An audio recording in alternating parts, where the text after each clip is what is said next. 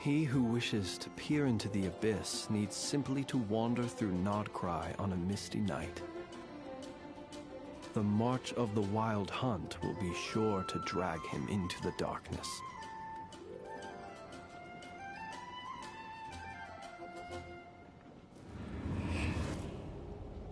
Alright. So I was doing this last night, so I'm going to continue with the next part of the story today, however long that may take. So what I'm going to do is probably the same thing as yesterday. I'm probably going to do the story. In that time, I should really get 60 resin, and I can probably use another one. The condensed resin and call it. Actually, before I do that, actually. I'll talk to Skirk real quick.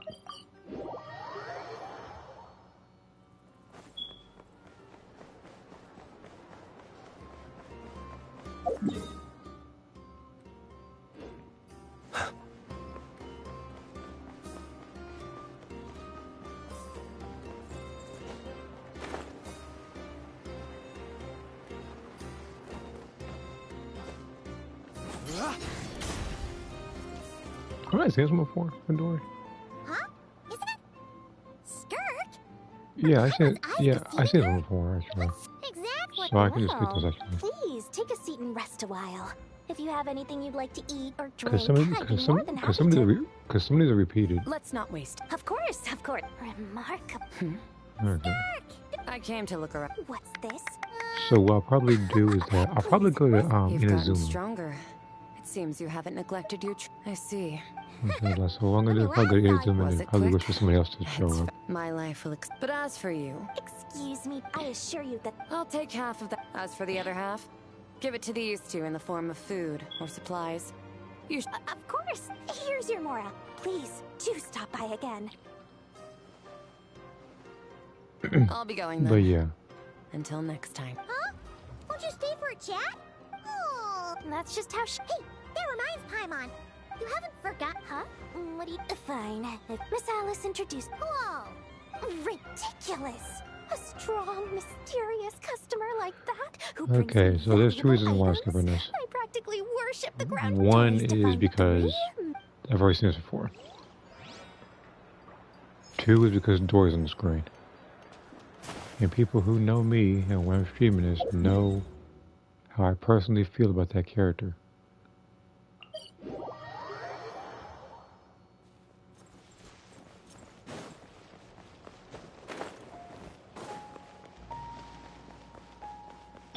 Strike a pose. And before I get started, I'm also gonna have to heal my characters as well. Just in case.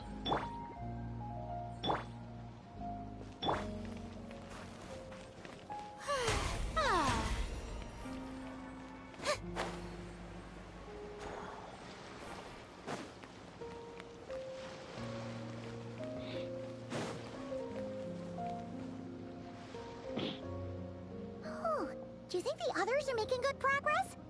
Hope it's all going smoothly. Oh, hey look! They made it back as well! Flintz! Lama! How did it all go? All is well, thank you. Nefer and Yehoda had to stay at the curatorium to wrap things up, so they won't be joining us for now. I ran into Miss Anefa and Miss Aino on the way back. Their work is still in progress, so I suspect they won't be back for a while either. You seem rather cheerful today, Mr. Flintz. I certainly am. I achieved what I set out to do and came away with more than I bargained for. Fighting alone can get quite tedious, but I had the good fortune to run into a pair of brave young warriors. We meet again. How have you been? Not gonna lie, you kind of surprised me showing up. Albedo! What are you doing here? Thankfully, tracking you down turned out to be a lot simpler than we envisaged. These two courageously lent me a hand while I was fighting the Wild Hunt. When they told me they were Servarka's colleagues, it all made sense. And given how people of outstanding talent tend to cross paths, it's no wonder you're already acquainted. So, who's your travel buddy, Albedo? Why don't you come and introduce yourself?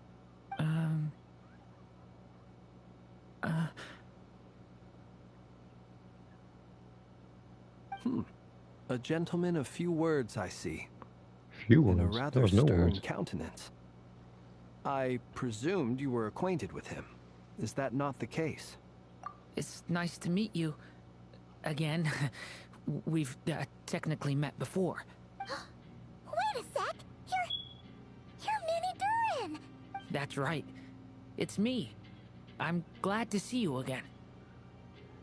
And he's also going to be the next version of the game, too. By the way, he says it's okay if you drop the mini. Yeah, I'm not as mini as I used to be. Interesting, isn't it? The first step towards blending into human society appears to be reflecting on whether one's name really reflects who they are. Wow! You look so different! In a good way, of course. It's great to see you looking so healthy. Thank you, Paimon. And although you're as mini as ever, I understand that diminutives don't always convey endearment. I'll be sure to simply call you Paimon, as a sign of my great respect for you. Wow! You're such a smooth talker now. Paimon could get used to this. From now on, you may refer to her as your esteemed guide, Paimon. Personally, I think our little Paimon is the perfect size. When people call her Little Paimon, it's just because she's so adorable that they can't help themselves. If that's not a sign of endearment, what is? You're absolutely right, Miss Lauma. My brother still has a long road ahead of him when it comes to understanding human relationships. Anyway, speaking of long journeys, didn't Columbina, leave with you? How come she isn't back yet? She's been catching up with old friends. Wouldn't be surprised if she stopped for a cup of tea or 10 on the way back. Uh-oh. People are talking about me. Hope it's nothing negative. Judging from your expressions, I'm guessing it all went well? It's getting crowded here. I'll go grab some chairs. No need. This is a job for an alchemist. I'll whip some up momentarily. Thank you for your hospitality, ladies and gentlemen, but I was merely escorting my friends back. I'll be meeting Zendrone shortly, as we still have some things to discuss. It's been a pleasure, everyone. But this is where I'll say goodbye. We really appreciate your help. Oh, come on. Spare the formalities. I'm just glad I could help out some true friends. I understand. Well, bye for now, Harlequino. Oh, this place is hopping. It's probably a good thing one of us left. Otherwise, we might not fit all these people in. Are you saying we're about to run out of chairs? As a matter of fact, I am. Come on in and see for yourself.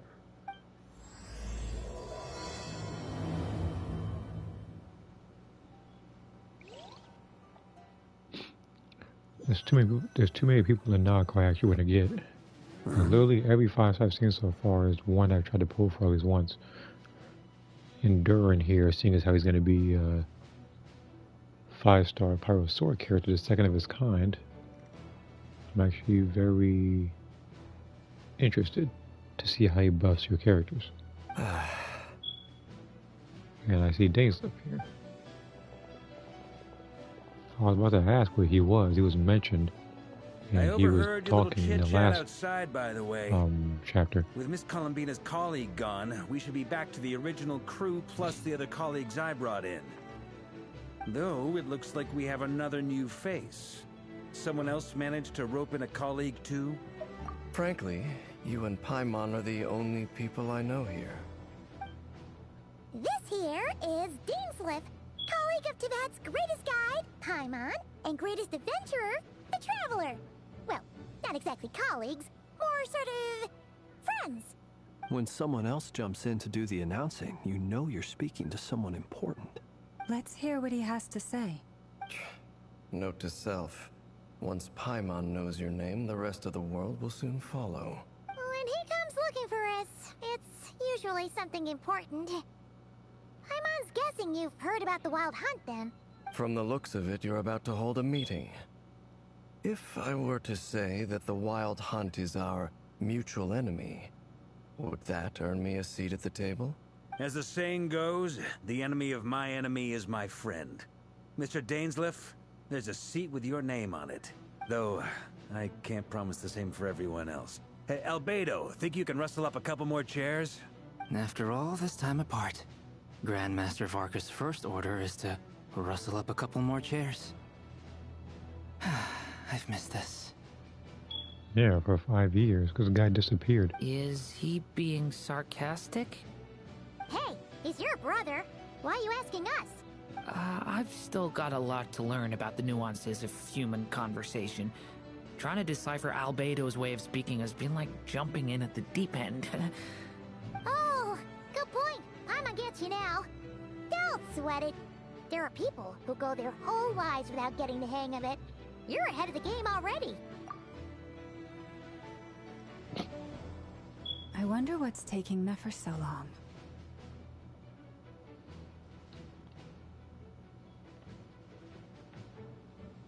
Perhaps you should go and check in with her. If anyone can hurry her along, it's you. I just got back from the curatorium. Besides, aren't you curious to see what's taking her so long? Miss Nefer doesn't strike me as the type to share secrets. And since gathering intel is her specialty, I'm guessing she'd prefer to keep her methods confidential. Under such circumstances, would it not be tactless for me to impose? Oh, but it's fine for me to impose. What can I say? You have an unrivaled ability to garner people's affection, Miss Moonchanter. Besides, you have far more in common with her than I do. All right, then. Impressive. She barely fought back at all. I admire your powers of persuasion, my friend. As I'm sure Miss Lauma will realize soon enough, the trick in life is to always pitch in with other people's responsibilities so that you can be selective with your own. Another trick is to simply hide in the background. Spoken like a true sage. Anyway, looks like we've got some time to kill before the meeting.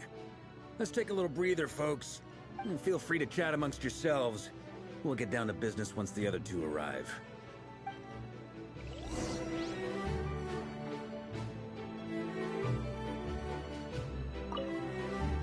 You're both awfully quiet. Why don't I start us off with an icebreaker? Much obliged. Have either of you ever had your portrait painted? If not, I'd be glad to help. That sounds like a lovely idea. You know how to paint, then? I dabble occasionally. He's an excellent painter. Tables, chairs, people, dragons, you name it. He'll paint it for you. I'm flattered. If I ever get the chance, I'd like to give it a try myself. I'll bear that in mind. Anyway, how about you, Durin? What sort of portrait would you prefer? Oh, I'd be fine with anything. Whatever style feels best to you. Very well. Then I'll play it by ear. You can replicate any style I want? I can try. If you show me a sample, I'll do my best to match it. Thank you. In that case, I'll dig up some reference material for you.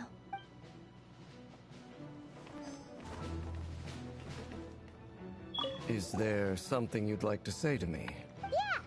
For starters, why'd you just show up here without even giving us a heads up? Well, it's kind of been at most since he's been here. If you think back to our previous interactions, you may recall that that's hardly out of character for me. See? You do have a point there. Oh yeah, you'll need to find somewhere to stay the night too, right? Want to tag along with us? You never know. We might get a group discount. Sure, let's do that. Great! Paimon will handle it! And in return, we can get Dainsleif to be our very own personal bodyguard. If that's what you had in mind, you should have said so sooner. I'd be happy to help. Oh, okay then. Paimon was only kidding, but good to know.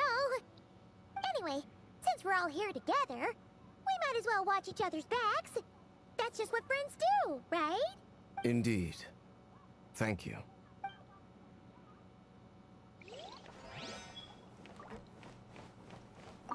Truth be told, I can't remember the last time I was in a meeting with so many people. You're not alone there, my friend. The Lightkeepers also struggle to bring everyone together for a serious discussion. I don't doubt that. I've only ever met two Ratniki, one being you, and the other being that young guy, Itlua. Itlua is a good apple. I'll give him that. He's kind, honest, and regularly delivers supplies to my lighthouse. A true Ratnik to the core. In that sense, he puts me to shame. So you're what? A fake Ratnik? That's what it sounds like you're saying. But I get the feeling that's not quite what you meant. Come on, why the awkward silence? Sorry. I'm not even gonna bother trying to hide it. You've known all along, haven't you, my friend? Now that was an awkward silence. Let's just keep this between ourselves. Probably best if Itlua doesn't know, huh? That goes without saying. Gotta be careful what you share with youngsters, after all. Anyone else in the know? Let me guess. The Traveler and Paimon? You're quite perceptive, Varka. It's dangerous being too sharp for one's own good, you know. Then, in the name of the Animo Archon Barbados himself, I swear, your secret's safe with me. All I'm going to tell you is that if Paimon hears of it, then it's not a secret anymore because she blurts out to the entire world. When we went for drinks, you said that you and Barbados were practically best buds. In the light of that claim, do you really expect me to take your oath seriously? Of course. Just as long as you don't go spreading around the fact that I'm close with Barbados, all right? Fair enough, then. Nothing like a bit of mutual leverage to seal the bonds of friendship.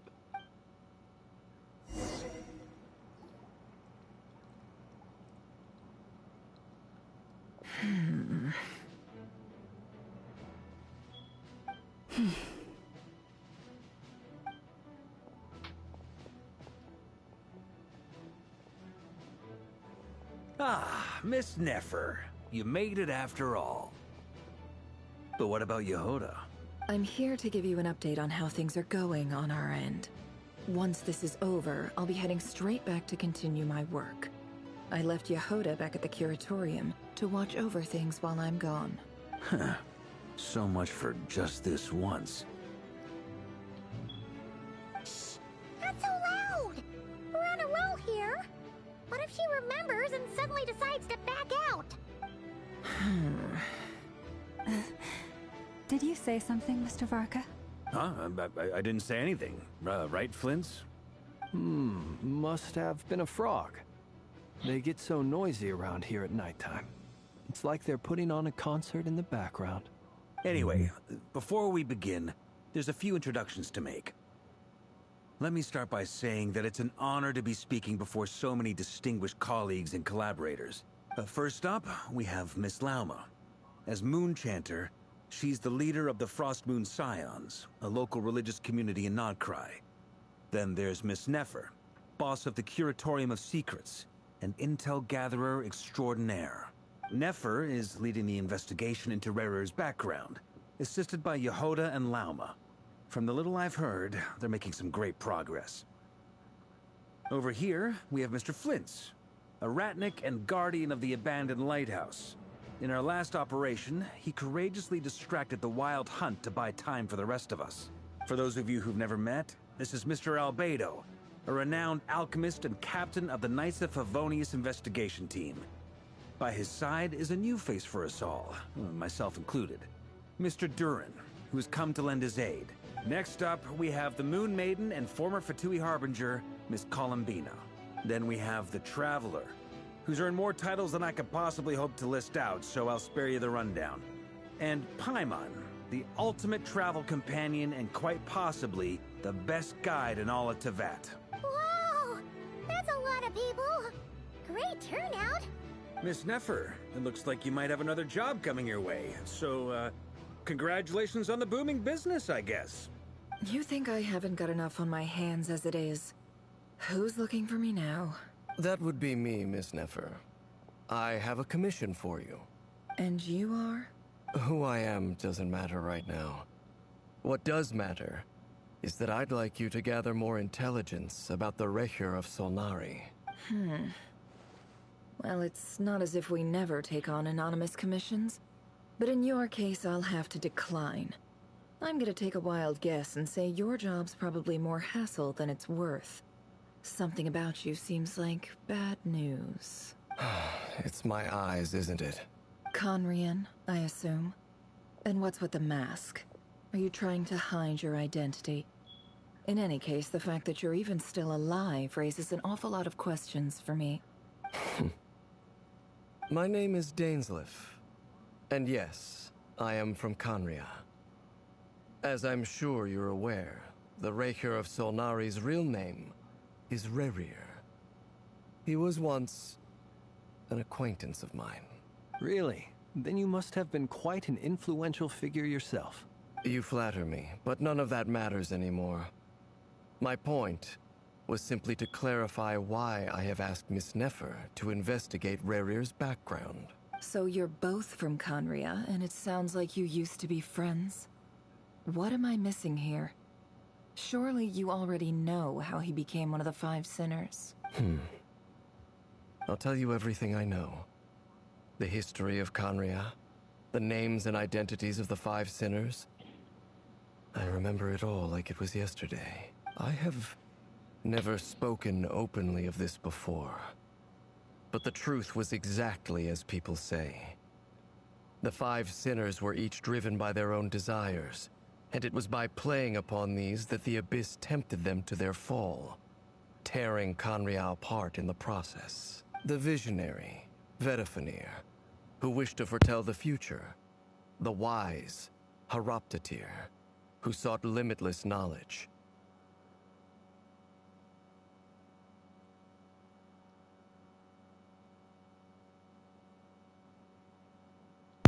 I'll be right back. Give me like 30 seconds.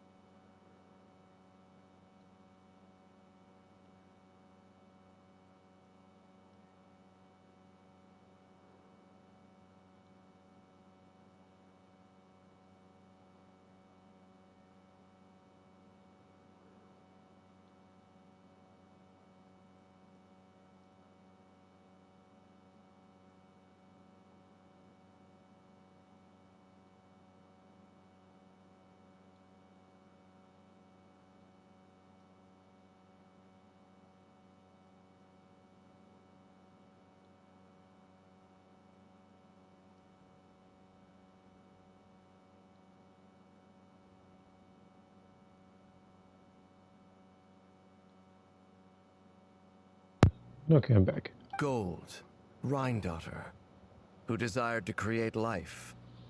The foul, Surtologi, who pursued supreme strength. And last, but not least, Raker of Solnari, Rerir, Ravager of the Moon. Of the five, Rerir is the only one who remains a mystery to me. He never harbored grand ambitions. So what changed in the space of a single night? How did he come to fall like the others? In other words, you're saying that his change came as a shock to you, and you have no idea what actually happened? That's right. You mentioned how the Abyss tempted them, which led to their fall. But what did that look like in practice? And what other context can you give me about the events of that time? The more detail you can give me, the better. Strangely, now that it comes to it, I hardly know where to begin. The fateful night took place during the era of the Eclipse Dynasty.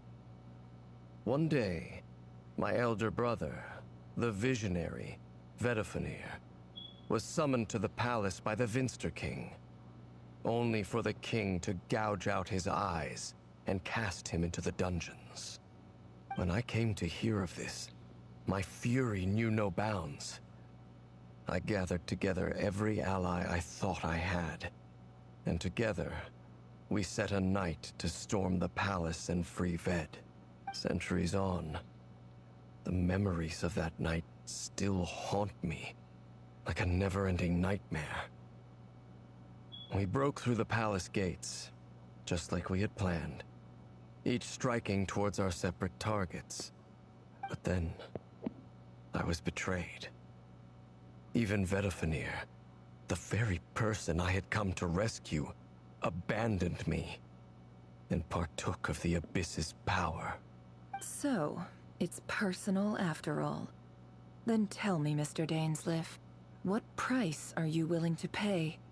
You, of all people, must know that nothing comes for free. I cannot say what price would be worthy of such a commission. But know this. Rerir was not always a madman.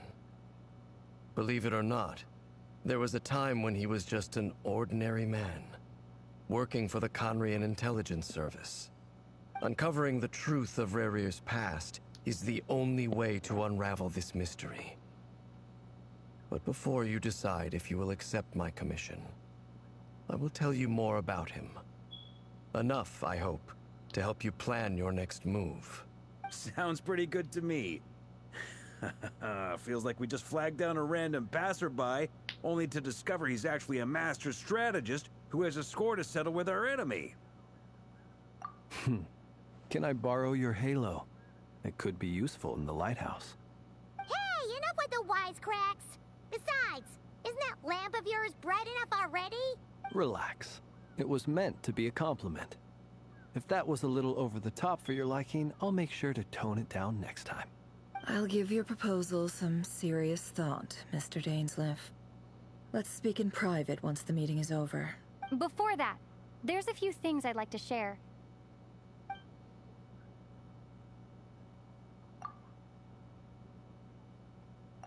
Now that we've united the hearts of the three moons, your power should be greatly enhanced.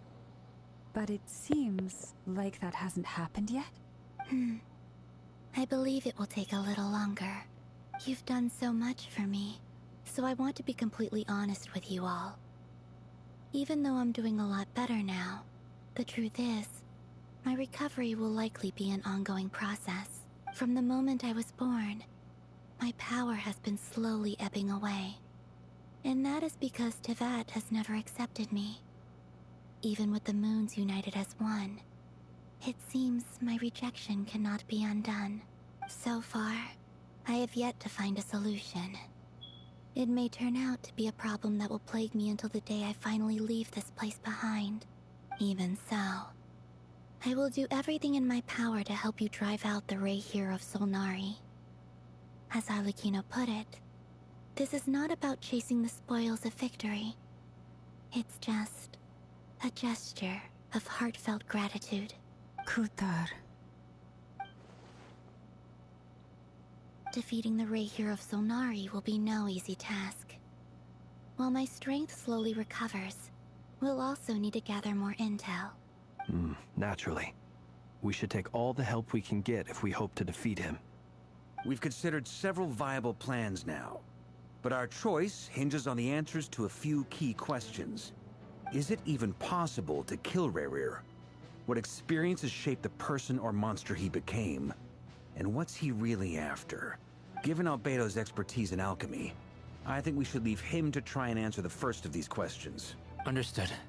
As for the other two, I'm afraid we'll have to count on you again, Miss Nefer. Believe me when I say it's not my wish to burden you. But right now, relying on your skills is our only option. So you're placing all your hopes on me, huh? We can't thank you enough for agreeing to help us. Honestly, I can hardly believe how lucky we are. I agree with that. What's up, man? You sure have a talent for changing your tune, Miss Moonchanter. Timid like Yehoda one moment, then flinches insincere flattery the next. Ladies, please. I must object to your portrayal of me. That's all. Feel free to keep bickering. Just pretend I'm not here. I almost don't want to leave this room. I'm curious to see how this plays out. I have faith in you, Miss Nefer. Something tells me you'll stand by us until the very end. Oh? And what makes you so sure of that? What if I suddenly decide that my compensation is insufficient? This isn't about the money.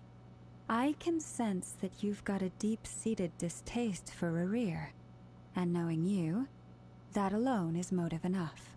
Look at them getting along so well. Like 2 peas in a pod. And I'm the one they accuse of insincere flattery. There is no justice. Miss Lauma, you have to understand something. Unlike you, I don't actually enjoy having everyone's hopes on my shoulders. Is that right? Well, maybe the fact that I'm willing to put my hopes in other people says more about me than you. But the fact is, I also trust you. And that's because I know that you're someone we can count on.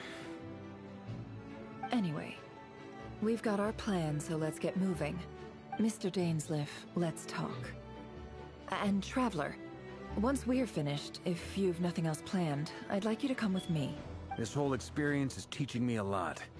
For instance, I now know that when other issues come up in the future, I'll have far more luck getting Lauma to convince Miss Nefer than trying to do it myself. Hate to say it, friend, but that's one of the funniest things I've heard in a while. Why? You think I've got it wrong? Quite the opposite. But what makes it so hilarious is how long it's taken you to realize.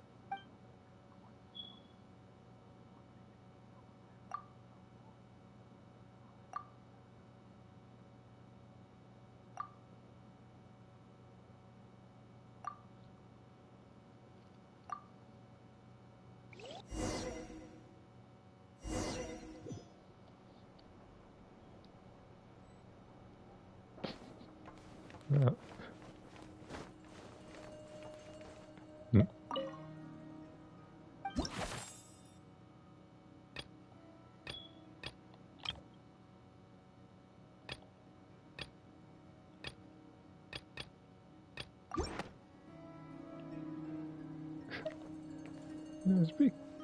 I'm trying to think.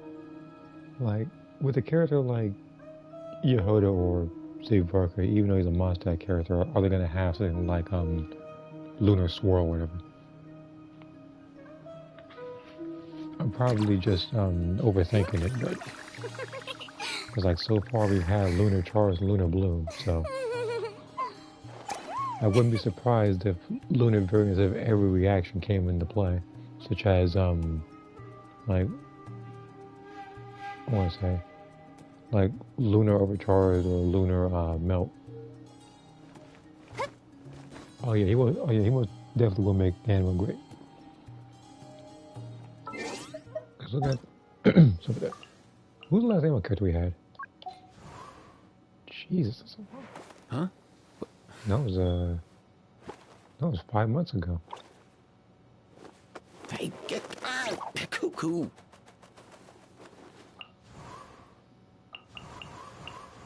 We're a little overdue. As a matter of fact, look at animal characters.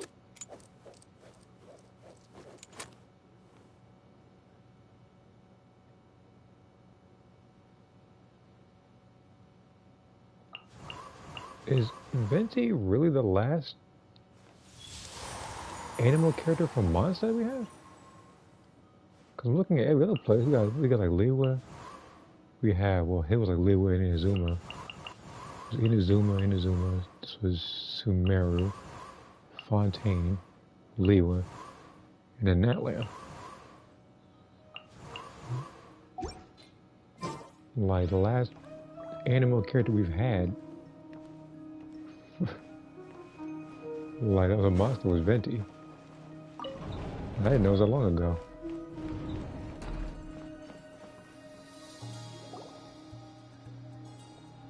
But yeah, like I said, if he starts doing like charge attacks, doing as much damage as like Hazo's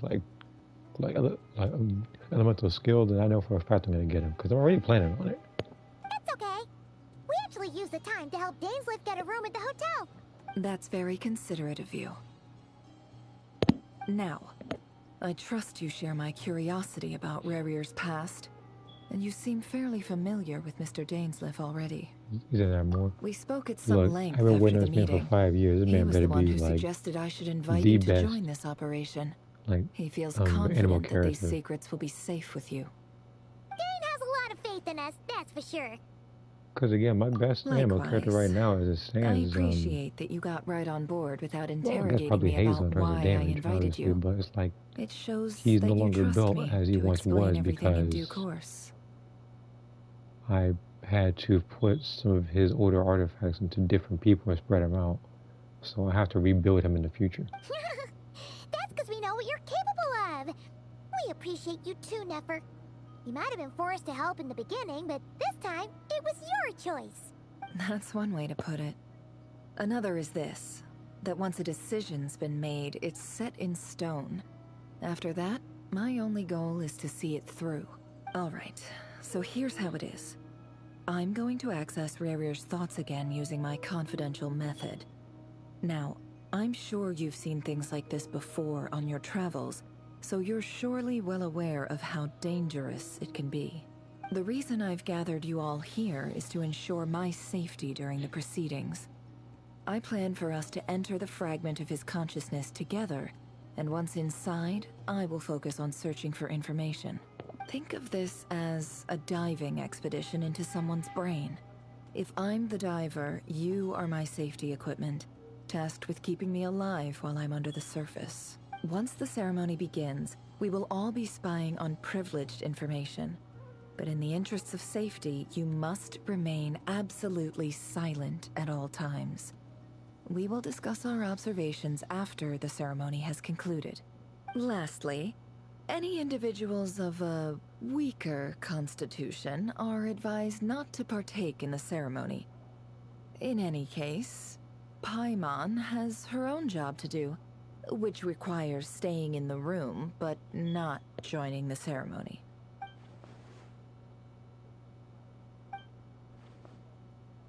Well, good luck, everyone. Sounds like all Paimon can do is cross her fingers and root for you guys. There's a little more to it than that. I was being serious when I said you have a job to do. While the rest of us are inside Rarier's mind, it's imperative that we have a team member on the outside. In the event that something goes wrong, you will be our first responder. I don't anticipate any issues, but the extra level of safety will be greatly appreciated. I second that. This is a dangerous operation here, and you're our whole rescue team. That's pretty much the most important job in the crew. So, Paimon's like the lifeguard? Yeah, that makes sense. All right, got it. Good. Please, take a seat. We'll get started momentarily.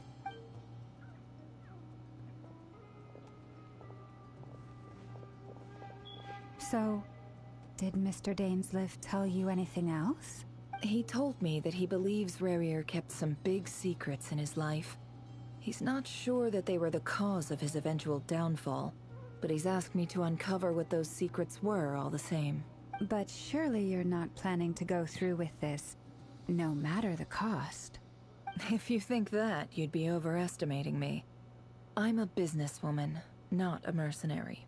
But I do have my own professional reasons for taking this job. You think I'd turn down the opportunity to get a first-hand glimpse into Conrian history?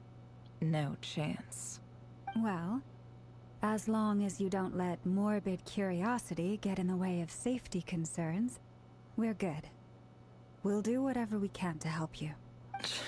You're such a killjoy.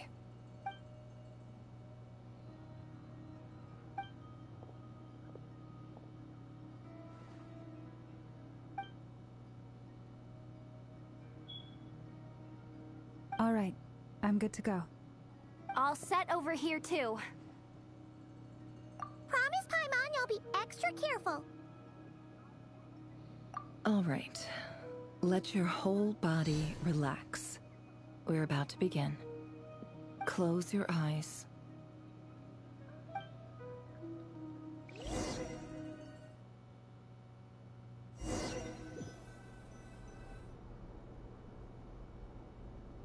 Phew.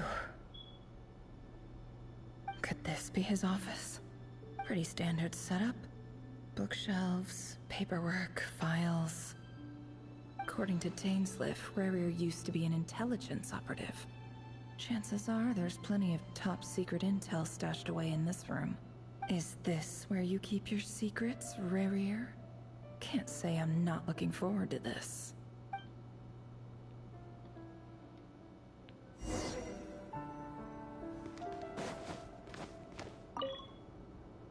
Bookshelves full of documents. Looks like these are all files, packed with the personal details of individual Conrians. The Crimson Moon dynasty preceded the eclipse. Since Rarier worked as a secret agent during the latter, it stands to reason that he was tasked with purging remnants of the old dynasty. Yep, lines up exactly with what Dainsleif told me.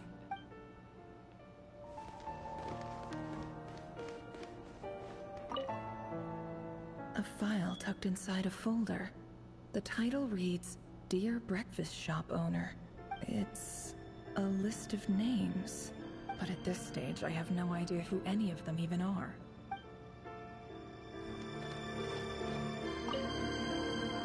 Wonder what kind of encryption technique this is. Seems like it has to be inserted into that camouflage device nearby. Aha! It's an audio recording. Please, hear me out. I can't shake this feeling that someone's been spying on our house. No, I'm not being paranoid. It's true. I saw someone dressed in all black. It was a couple of days back, but that was on another street, not near my house. I swear, I know what I saw. There's a note in the margin. Surveillance of the Runforther residence has concluded. We apprehended the target and filed the mission report last night. Could the voice in the recording belong to one of Rarier's targets?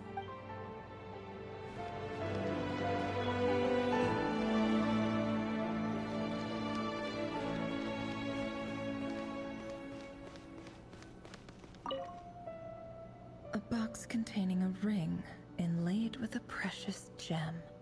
Must be for his girlfriend. He looks even gloomier than last time. I wonder what's changed.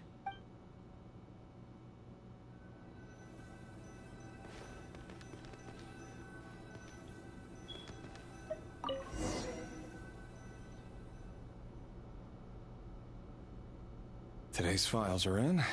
Time to wade through them, just like usual. Male, 51. Occupation, cook. Confirmed Crimson Moon descendant. Has maintained frequent contact with other descendants over the past year. Poses a threat to the dynasty. Neutralized on...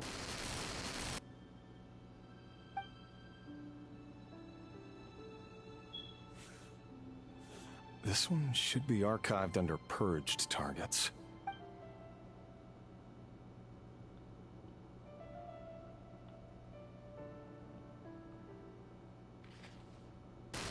Female, 23. Occupation, office clerk. Confirmed Crimson Moon descendant. Has maintained frequent contact with other descendants over the past year. Poses a threat to the dynasty. Neutralized on...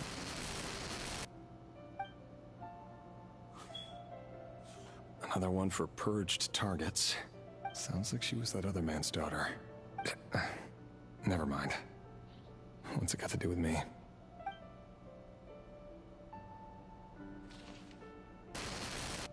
Male, 40. Occupation, teacher. Confirmed Crimson Moon descendant. Has been observed making contact with other descendants during the past year. Poses a threat to the dynasty. Neutralized on... Just another nobody for the archive. Come to think of it, I remember surveilling this man. A case like his never would have been considered a priority in the past. Huh. He barely even interacted with other Crimson Moon descendants.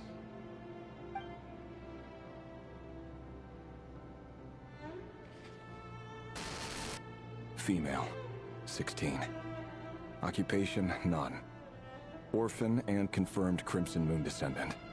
Has been observed making contact with other descendants during the past year. Poses a threat to the dynasty. Neutralized on...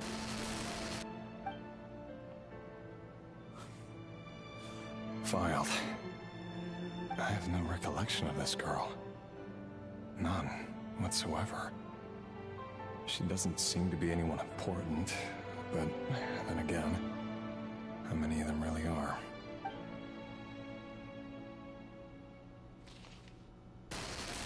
Female, 13. Occupation, none. Orphan and confirmed Crimson Moon descendant. Has been observed making contact with other descendants during the past year. Poses a threat to the dynasty. Neutralized and... Filed.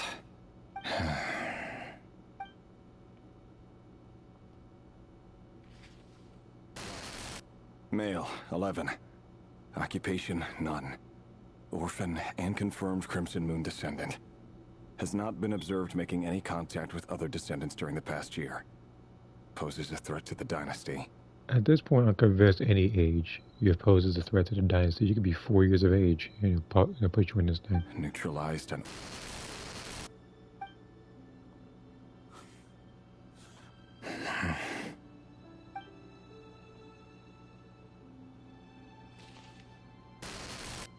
Male. 6. Occupation, none. Orphan and confirmed Crimson Moon descendant. Poses a threat to the dynasty. Yeah, I wasn't lying when I said that earlier.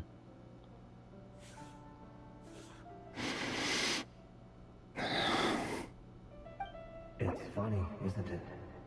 Your job is becoming both harder and easier at the same time, depending on how you look at it. Sooner or later, the Crimson Moon descendants will be completely wiped out. But as their numbers dwindle, they become harder and harder to track down. That's not how it is. Fortunately, however, most of the able-bodied adults have already been taken care of. The remaining weaklings will be increasingly easy to deal with. No! No. My job is to ensure the survival of the Eclipse Dynasty. And the only way to do that is by eliminating any and all potential threats. It's a perfectly legitimate line of work. Every single one of my colleagues can attest to my fairness. And if my friends were aware of the facts, I know they'd back me up too. Assuming, of course, that they were aware of all the facts. So Saturday.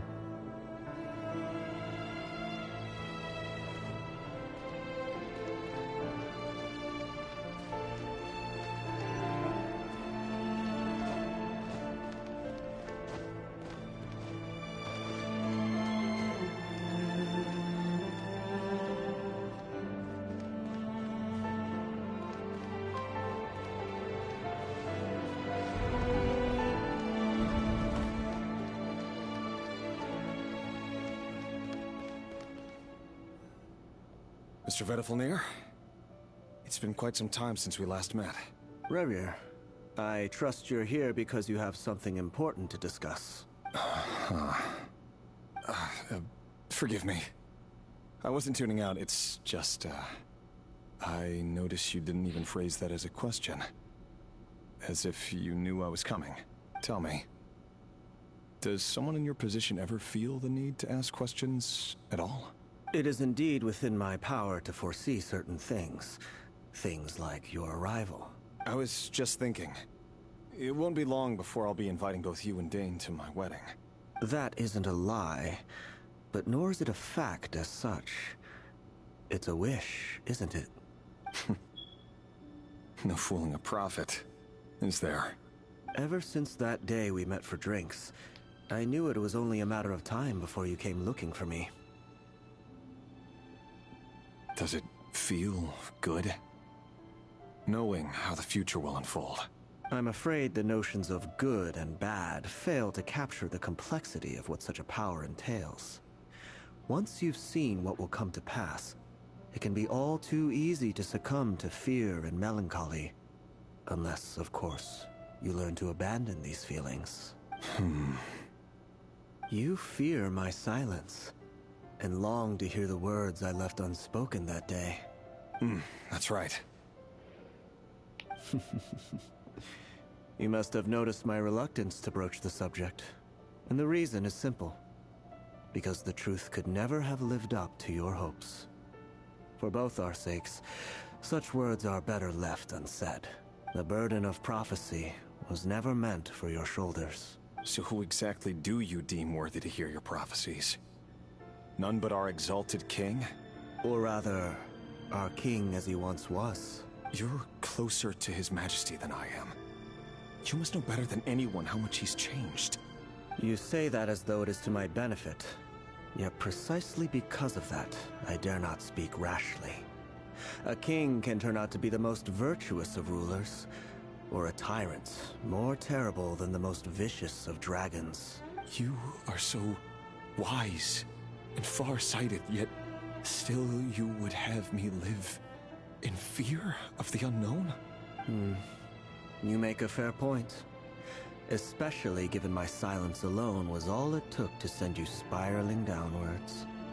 Very well then. Let me offer you some advice. And I say this not as a prophet or a visionary, but simply as the brother of your friend. For many reasons, there is very little chance of your marriage ending in happiness. If happiness is what you seek, you should find another fiancé.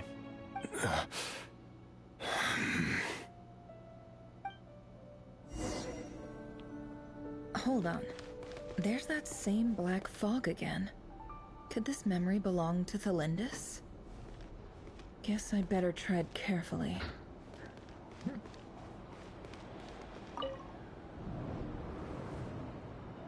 Wait. Hear me out. This time we finally got a clear look at his face, and learned his true identity. His name is Rayrir, and he claims to be one of the king's guards. What did you say? A cruel irony, isn't it? The man you're set to marry leads a double life as a brutal executioner. Why are you telling me all of this now? Simple. It's because I want you to kill him. You are the only person he would never suspect. No, absolutely not. I would never dream of doing such a despicable thing. So you'll just stand by and watch him slaughter us to the last? Do not forget that the blood of the Crimson Moon flows in your veins too. The blood of the Crimson Moon? What does that matter now? The dynasty has long been dead and gone. You think that alone is reason enough for me to throw away everything I have? Why wouldn't it be?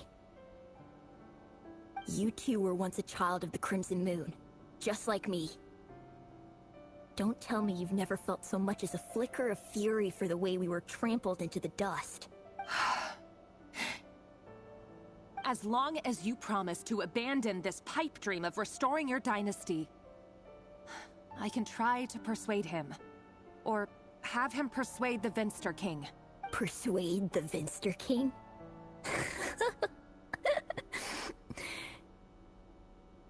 Do you even know why he's so obsessed with hunting us down? Why he keeps trying to force us to hand over our secrets? Over and over again? Or why we refuse to give up on restoring the dynasty? The Vinster King. A blind fool. His eyes clouded by powers from beyond this world. A petty little man with a miser's heart. And he dares to sit upon the throne? Mark my words. Sooner or later, Conria will fall. And it will be his doing. If you can't bring yourself to do it, so be it. Just you watch. It won't be long before calamity descends upon us all. The Rayrir of Solnari. That really is quite a secret you've been keeping from me, Rayrir. But who am I to talk? Am I really any better?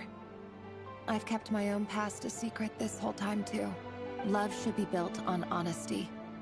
But ours was born from lies. And yet, is it really so wrong to hide things that would only make life harder? If we don't cover up the parts that no one else should see, how can we go on pretending to be normal? Vedifulnir must have known all this. And that's why he made his prophecy. In the end, nothing stays hidden forever. But I won't just sit by and watch this disaster unfold. I'll do everything in my power to protect what I cannot afford to lose, no matter who I have to face.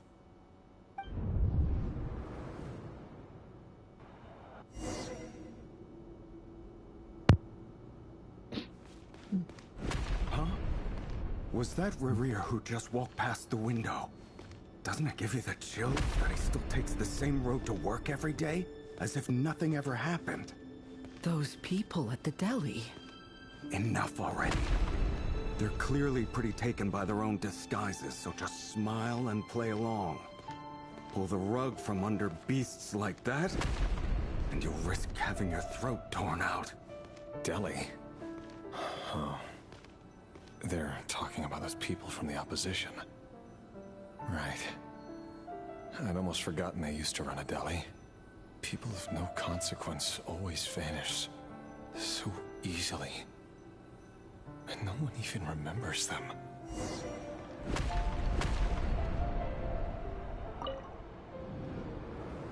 But surely you can see he's not the man he pretends to be. So many have died already, and they say that the king's madness grows with each passing day. We're not going to survive this, are we? But why does it have to be this way? Do we really deserve to die just because of the blood that runs through our veins? Felindis, are you even listening? Sorry, Freether. My mind was off wandering. I heard you, though. You're talking about what Rerir said. He's just following the king's orders. He's a secret agent, and it's his job to hunt down rebels and dissidents. By the time you first met him, he'd already taken lives. Maybe he was using you from the very beginning. No. Rerir has no idea I have anything to do with the Crimson Moon. My family are only distant relatives of the main lineage, and besides, my eyes are perfectly ordinary. Truth be told, apart from my teacher, pretty much no one knows I have any connection to any of it. It's been a long time since my family severed ties. But as Orlog said, who could possibly talk sense into that raving lunatic of a king? No one. I'll work something out. Trust me, I'm with you all. But for now, you need to keep yourselves hidden. Don't let anyone find you, anyone at all. Don't forget that Rerir is an Eclipse operative.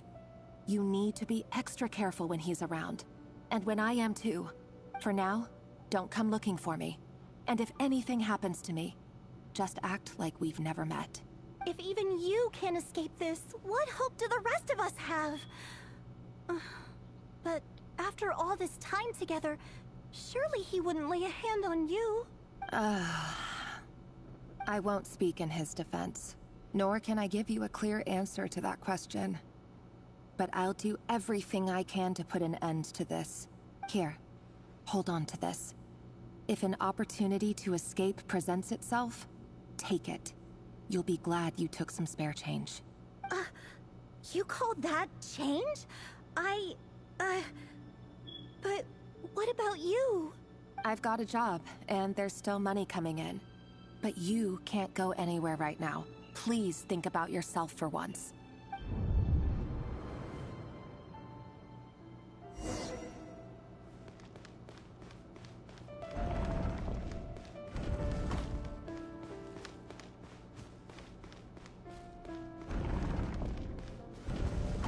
Another day, another round of assassination training. Training ground is just beyond this hidden passageway. When you kill a person, doesn't it bother you when you end up covered in their blood? Why would it? Aren't we all just walking blood bags? But not everyone is accustomed to hunting down others like prey. You've been a hunter for so long now, you seem to have forgotten that most people don't just go around killing one another. Leave me alone.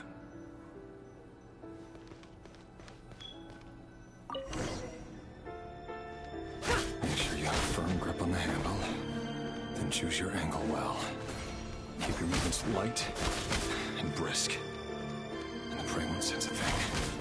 I doubt that. How about no one ever died a quiet death at your hand? I work clean. No traces.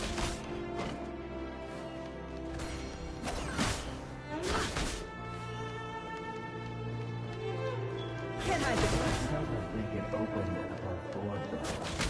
The king happens to meet you right now.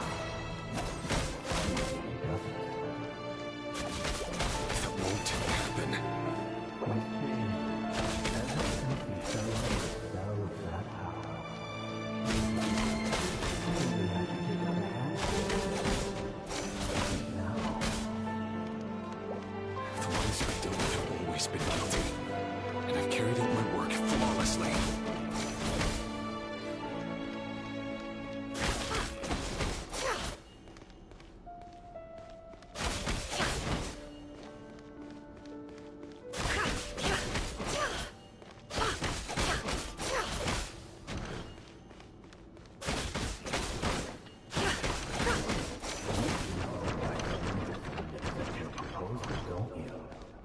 Was it because you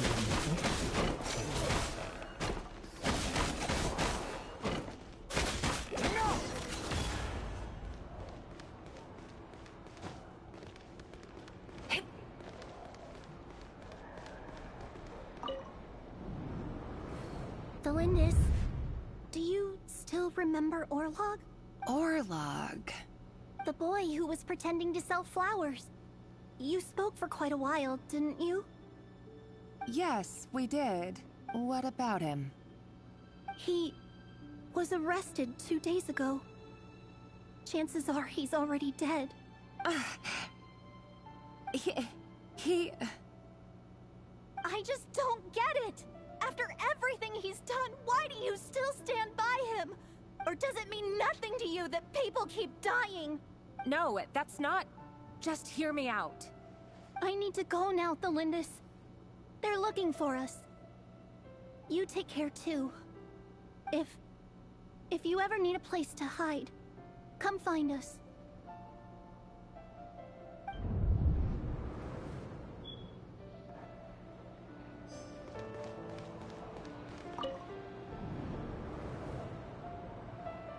Author Thelindis. Over the course of this week, the research object was subjected to interference for a total of 47 hours for experimental purposes. The results are as follows. All subjects of observation that were sent inside have now... The situation within is proving more problematic than anticipated. No progress whatsoever. What now? Won't you give me even a glimmer of hope? Things are getting worse by the day. I have to find a way or we'll all be in danger. But I... If all this research comes to nothing, what then? Sooner or later it'll be my neck on the line. But could he really bring himself to kill me? No. Surely he wouldn't have the heart.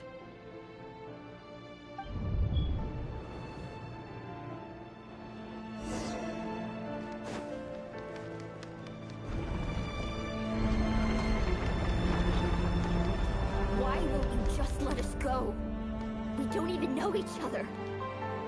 All we want is to live ordinary, peaceful lives. You want to live?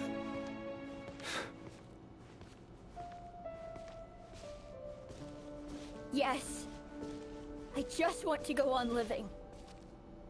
Is that really such an unforgivable crime?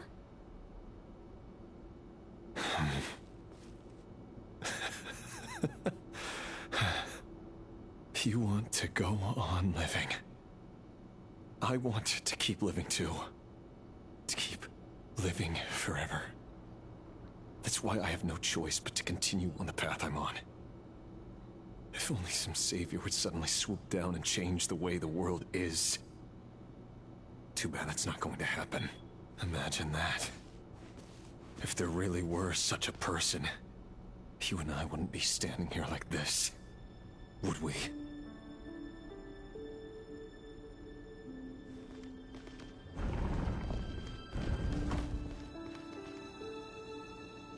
So these files are in. Time to wade through them just like usual.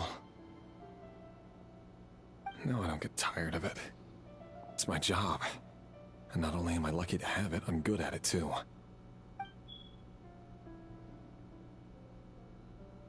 Huh. Wait. That's...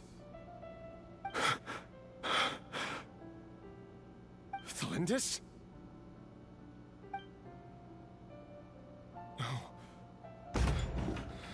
No. No! Why? But you bear no mark of the Crimson Moon. How could you possibly have anything to do with them? It cannot be! A diluted bloodline. Carefully concealed. I see it now. You've been living in the shadows just like me. What a fool I've been. Numbing myself with talk of justice. Even imagining my friends would back me up. But in the end, Irminsul. Finster King! How far are you going to take this? From the direct bloodline to secondary offshoots? And then what? Today it's the descendants of the Crimson Moon. Who will it be tomorrow? Will you not rest until everyone down here is dead? No. This cannot go on. This is where it ends.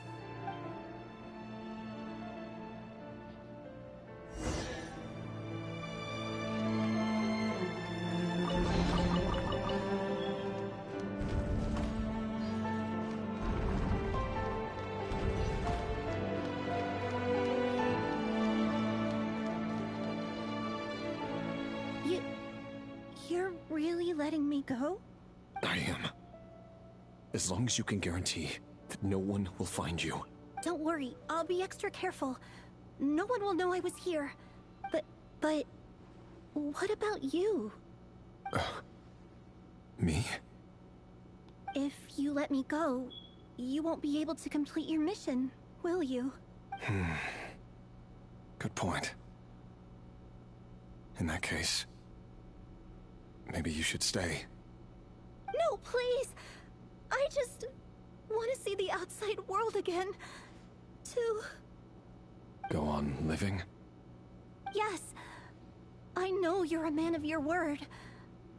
So please, just let me go. If I let you leave, what will become of me? Just kidding. Go, now. But remember, don't let anyone know you were caught. We'll be seeing each other again very soon if you do. Even shadows in the dark must live by a code. But you can't save everyone. You've been whispering in my ear for days now, Vedifilnir. What are you trying to do? Break me down? I only say this because you long for an answer to your problems. Let her go, Rerir, or you risk losing everything. I will not abandon Thelindis. Then you'll need a little more vigilance and a lot more power. The world is changing, Rerir. Keep your eyes peeled for your moment of opportunity. That voice used to be so unclear. But now I know exactly whose it is. It's Vedifilnir. He won't tell me how to actually resolve any of this, but he keeps trying to manipulate me like a puppet. What's his game here? Tell me then. What will this moment of opportunity look like? And... no answer. He's like a ghost. Always disturbing me when I'm on edge, but never answering when I need him most. So, the Eclipse Dynasty was purging, well, massacring the descendants of the Crimson Moon. And it seems like it was all connected to the Vinster King's research. The King's obsession with abyssal power left the future of Conria hanging in the balance. No wonder every aspect of Rerir's life was so unstable. And it looks like this Thelindis, Rerir's would-be fiancée, herself belonged to a sub-branch of the Crimson Moon Dynasty's descendants. It almost defies belief that a couple like them could hide the truth from each other for so long. If the Vinster King hadn't intervened in such a drastic way, they might have gone on deceiving each other for the rest of their lives. And why does Vedifilnir, Dainslif's older brother, keep talking in Rerir's head? This guy kept more secrets than I ever imagined. The human mind is like a vast desert of shifting sands. When you follow the flow of someone's memories, you only ever see the parts they're willing to let surface. Time for something a bit more creative. We've been inside Rerir's mind this whole time, building up a picture of his psyche. There's already enough clues on the board to start reading between the lines and mapping out the rest. Now, we can finally begin to put the pieces together.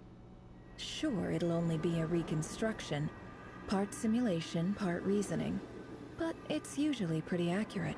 Once we've built up a cognitive profile, we just need to cross-check the logic behind his actions. And then we'll be able to take a sneak peek at whatever it is that Rerir has really been hiding.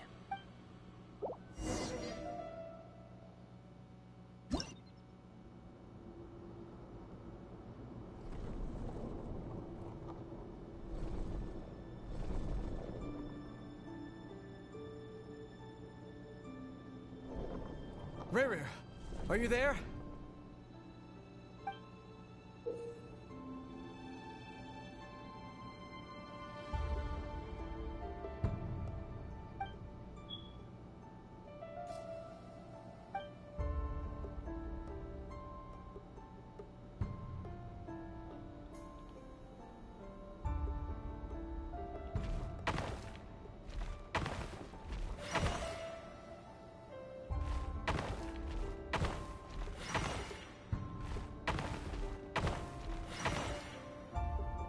Hey, Rerir! Come out, it's urgent! Dane? What's wrong? Quick, come with me. I'll explain everything once we've met up with the others. Okay. I'll come. But the Lindis is still over at the Universitas. I'll need to leave her a note. All right then, but make it quick. I've never seen Dane so worked up before. Whatever this is, it must be big trouble.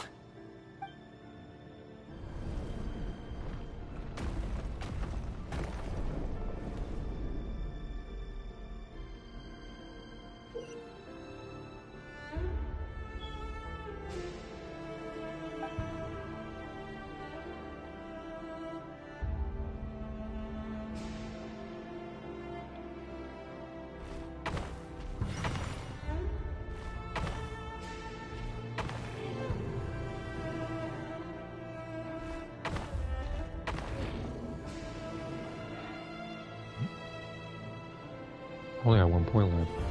Shoot. I think the camera would be a little bit. There we go.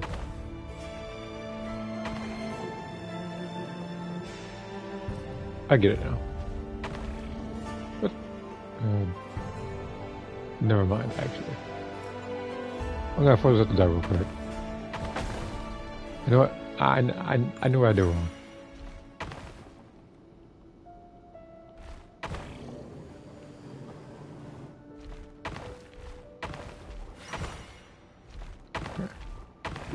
I didn't. No, I didn't try to do that.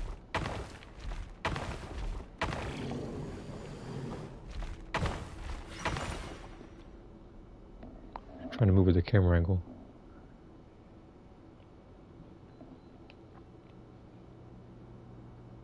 Well, this is a nice change, meeting you all at this hour. When men and women of ambition can speak face to face in broad daylight, I say that's a big step forward for our dear Conria. Don't be ridiculous. We do not fear the day. Why would we seek refuge in the night? You might ask your blade that same question. I'm told it prefers the cover of darkness. The word on the street is that Sir Delogi only strikes when he has an unfair advantage. But that is patently false. I see you're missing an arm and a leg. Surely only a fair fight could explain that. If this is your way of offering me replacement limbs, believe me, I'll take them. Oh, we can certainly discuss that. With bioalchemy, anything is possible. Assuming I have your full support in my research. Lunatic. Roptatir, what brings you here? Why, Dainsleif, of course. He invited me. Please, cast aside your apprehensions, Miss Rhindaughter. Whatever the rumors may say, I am but a humble servant of the king, And I can assure you he affords me no greater convenience than he does you. Well, the Universitas Magistrorum won't stop fawning over you. So at least some of the rumors must be true. You're clearly doing well for yourself, so drop the humble servant act. It endears you to no one. You're president of the Universitas Magistrorum, the chief royal mage known as the Wise by royal appointment, and by far the most favored among the 4 pillars of Conria. Vice President Veit doesn't even try to hide his envy when he sees you. My success is the product of hard work and good luck. It's as simple as that. Were the king not such an extremist, I hardly think I would have received a senior post at my age. Of course, no job is without its gripes. Serving a king like ours can be a challenging task, as I'm sure you can imagine. And as for Efterveit, in missing out on the presidency, he's dodged a mountain of stress. Like everything else in life, it comes with pros and cons. You're all here. I apologize for the short notice, but it was an emergency.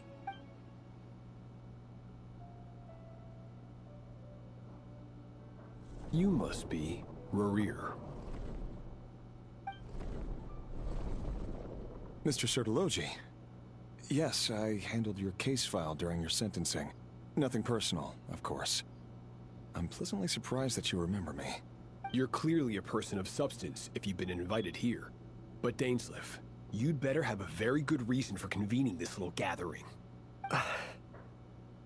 It's my brother, Vedalfenir. After he spoke at the court this morning, the king was so infuriated by his words that he had him blinded in both eyes and thrown in prison. Vedalfenir in prison? Strange. I thought the king trusted him and Horoptatyr more than anyone else in the world. Does this mean the king's circle of trust just got even smaller? It has nothing to do with trust. It's about what the king wants, which is as clear as day to anyone paying attention. I simply appease him, because it's in the best interests of the Universitas Magistrorum. And also because you're slimy. Vedalfenir, perhaps less so. But still, a visionless visionary? It rather inclines me to think that qualifications are not what get you ahead in Conria. Do you honestly think this is an important discussion to be having right now? Dane, what are you planning to do? Rescue Vedalfenir, I assume. Correct. It will mean storming the palace by force. Tonight. I need all of you on my side. That's far too dangerous. And don't forget, Dainsleif, you're captain of the Royal Guard. You swore an oath to the throne. You've been planning this for a while, haven't you? I have no desire to commit treason. But whatever critique the king may have of Vedalfenir, disfiguring your most loyal subject for putting the best interests of his court and nation first, this is not the conduct of a wise ruler. My blade will force the king to see the error of his ways. So, Vedalfenir's prophecy enraged the king.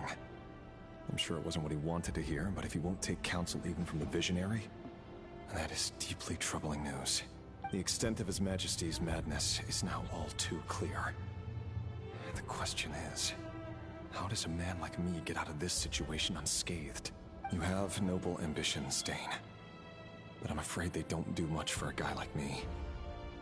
I'm not interested in saving the world. All I want is a letter of pardon. A letter of pardon? For whom? Thelindis? The chances of the Venster King issuing a pardon for anyone connected to the Crimson Moon seem vanishingly slim.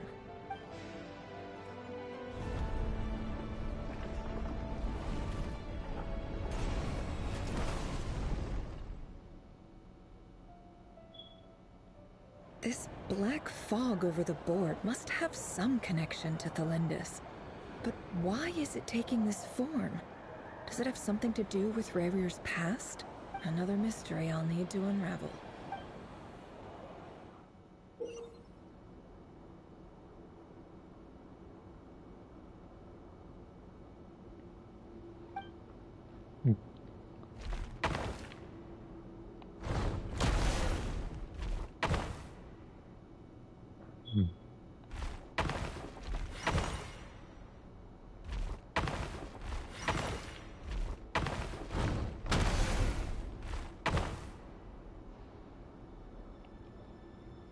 And I did it wrong.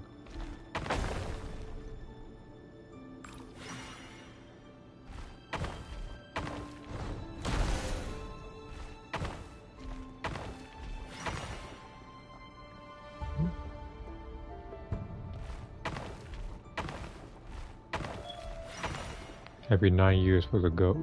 You must be referring to Xenoverse.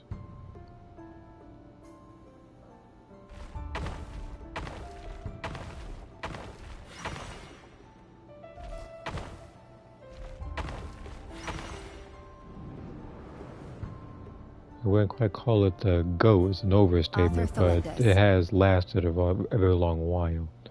But it is only because they push content every like 6-7 months, leaving people to wait and speculate. Over the course of this week, the research object was subjected to interference for a total of 60 hours for experimental purposes. The results are as follows. Research dating back to the Crimson Moon Dynasty has established 2 points regarding Moon Marrow. Firstly, its origins have something to do with a god's power. Secondly, it serves as a portal to an as-yet indeterminate location. Moon Marrow can thus be defined as a spatial gateway. See here, 9 weeks for his practice, 0 for his death? I don't know about all that now. I mean, people do have negative stuff to say about it, but just from what I understand, from what I've heard, it just lacks a lot of content. Again, a game like Xenoverse has been a thing for 9 years, so obviously it's gonna beat Sparking Zero in terms of how much content they have.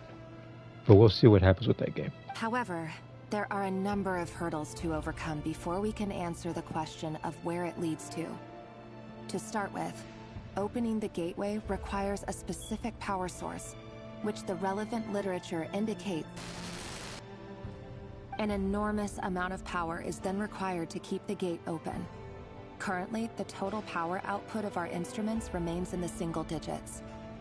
To make matters worse, I am now the only staff member remaining in the Moon Marrow lab. The Universitas Magistrorum recently decided to move most of its personnel into abyssal energy research, which has stymied all Crimson Moon-related projects.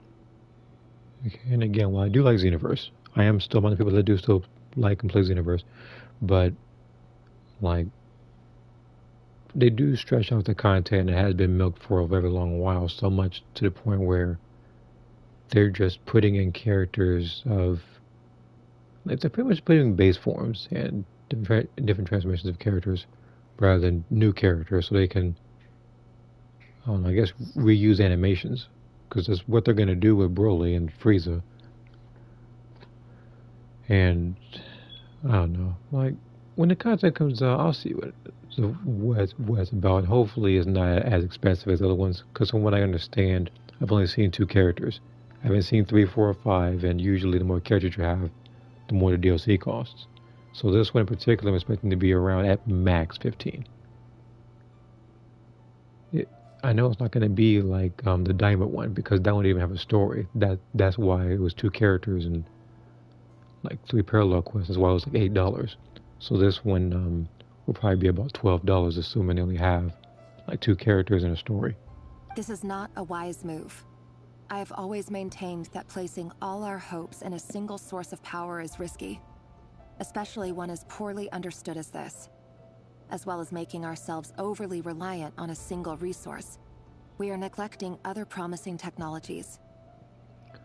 Now, if we're talking about games being milked, like you said, of all the games I've really seen really milked, I think Street Fighter 4 was one of them, Virtua Fighter 5, there was Xenoverse 2, GTA 5, and there's one other game I was thinking of being milked.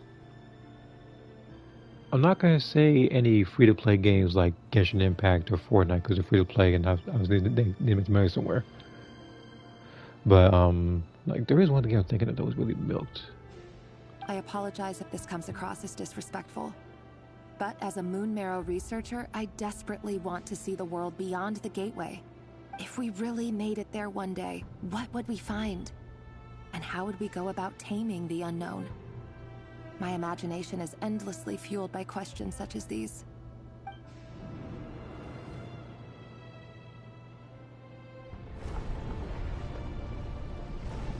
Because again, people could probably call breakers milk, but I don't even say it's milk. I would just say it's just lazy.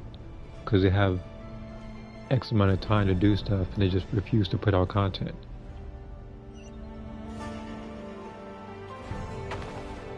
I didn't... Like... Okay. 3 here.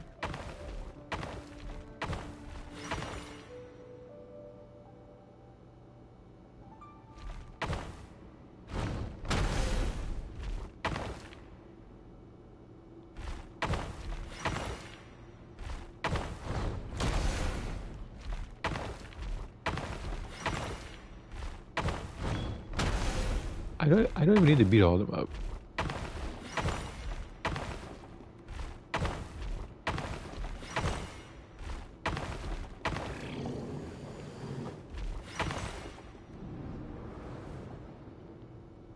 This is for you.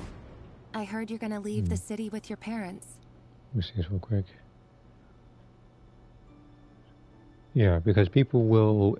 It's like, even though I do have just about every single DLC for Xenoverse, for the most part, most of the people will just accept anything. It could literally be a DLC that just has Super Saiyan 4 as a transformation and a parallel quest for like, let's say like $10, $12. People will still buy it simply because it's Super Saiyan 4. Or it could be another DLC with pretty much, let's say, like Super Saiyan Kaioken Goku when you fought Pikkon. You had the same moveset as the base Goku, but you had to pay for it, rather than it being a separate preset. And people will still pay for it. Because, like I said, they'll accept just about anything, especially if it involves Goku. Let's see here. Yeah, let's just see what happens later in the future with the Xenoverse 3 thing, because I'm hearing a lot about it. The Lindis, did you hear about what happened? I've heard nothing. Rerir got back very late last Friday, and he was acting a little unusual, but he slept pretty well, so I'm guessing whatever he did was a good deed. You never saw him, and I don't know what he did. And this conversation never happened. You understand? No, because that's the thing, like, looking at that comment that you just said, they will put some clothes that people want, such as, we look at the Daima DLC, you look at the Battle Suit Vegeta. The only thing is, it's more shiny than the Z counterpart, but people really wanted that instead of, you know, like the other stuff from that, so they would pay, it was like $8 just for that outfit that they're not going to be using all the time. And then, like you said, for Buyer-Bull, if he's in the game, something like that, then they'll just have it to where that would be there, and to put in some clothes that people actually want, or an accessory.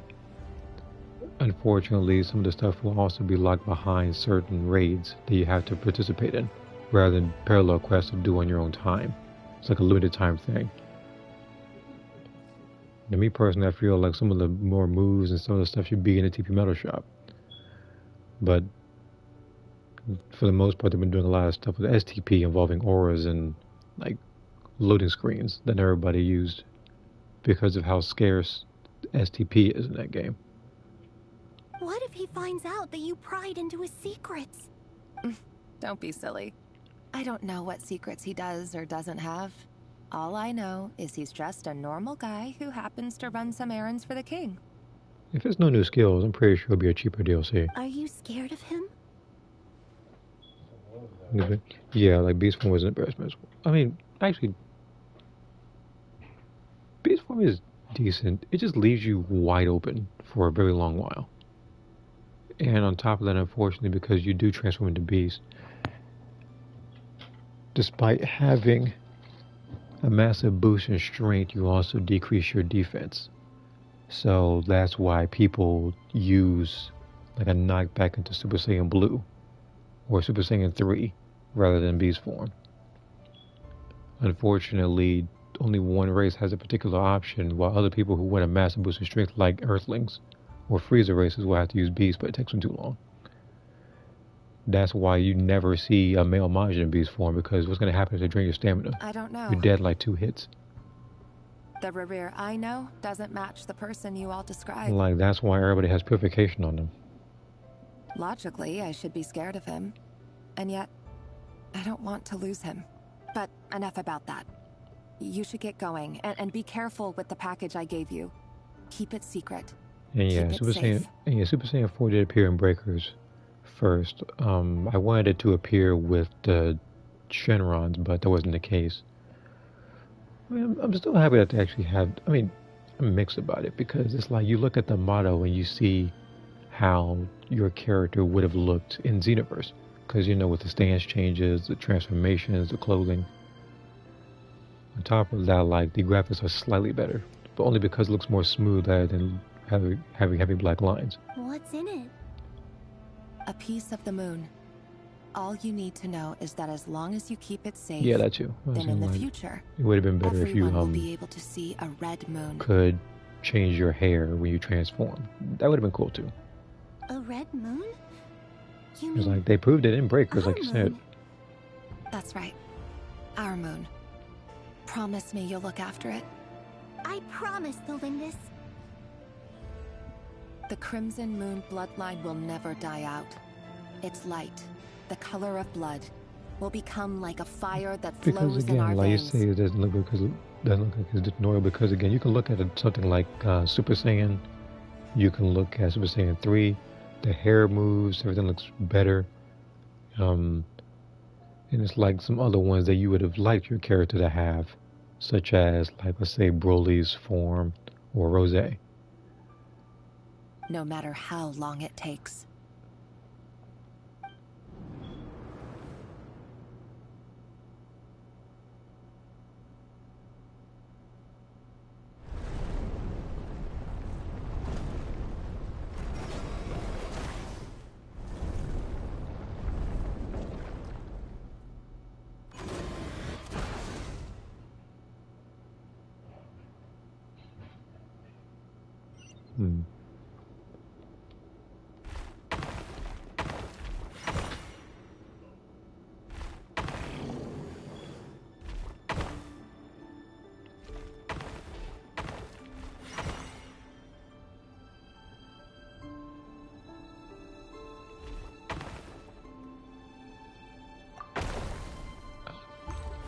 Yeah, that's not going to work.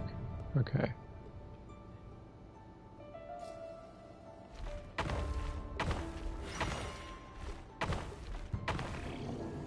Looks like for this, we'll have to avoid a lot of enemies.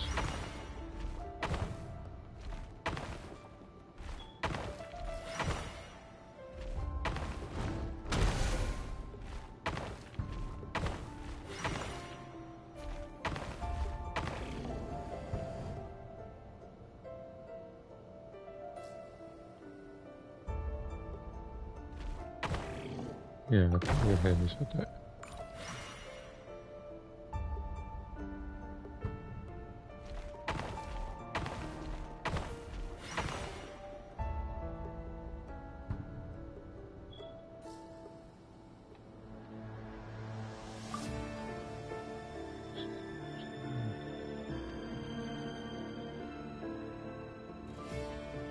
Getting to this part's going to be a bit tricky.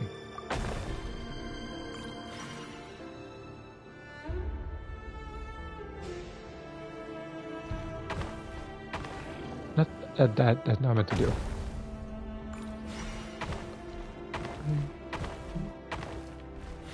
There we go. I can give it a hand. Back.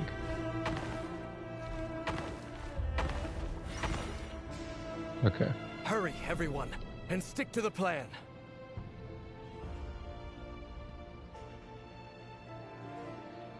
Again, the only thing I think that was more so stuff to the face for Xenoverse was you spending 1500 STP for custom auras in Xenoverse.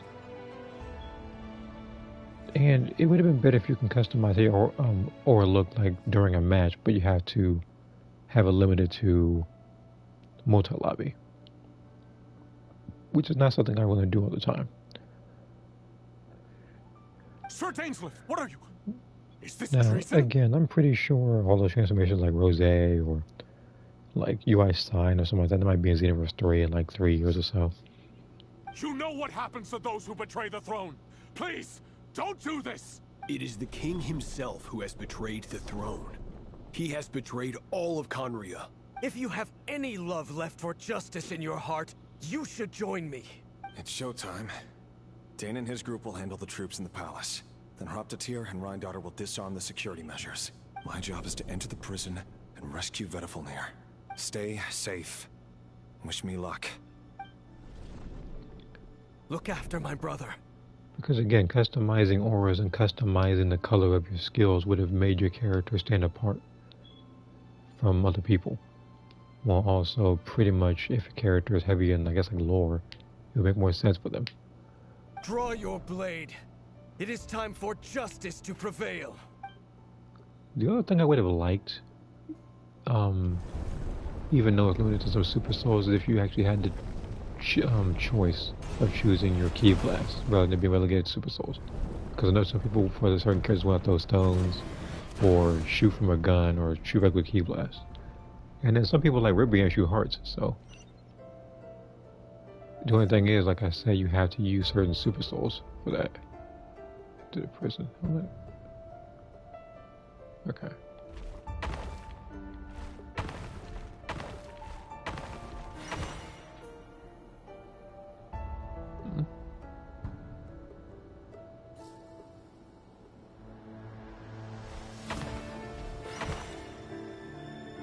Is there any way through it? Or does it just control you?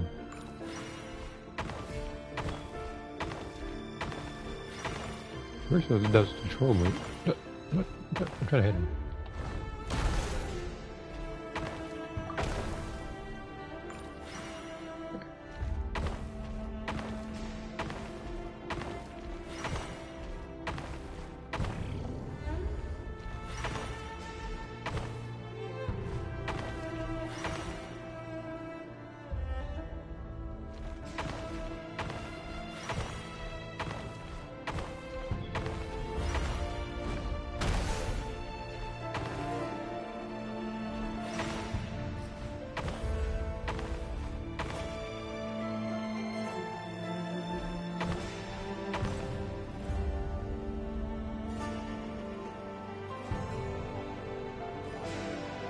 I can reach that.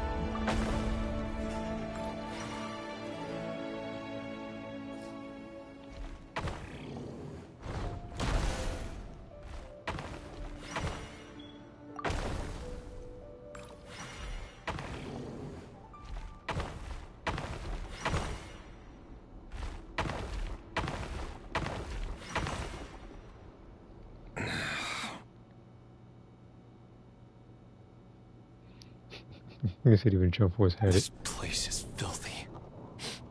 And the smell is abominable. Clearly, the king doesn't allow his prisoners a single shred of dignity. This is dire. Again, like I said before, it also would have been cool if you can choose which hairstyles you would have when you do transform. Or you can change the color of it as well. But it wasn't the case. Like I said, hopefully that's the thing for the next game. Found you. Hello, Mr. Vedafilnir. Ah, it's you. Surprised?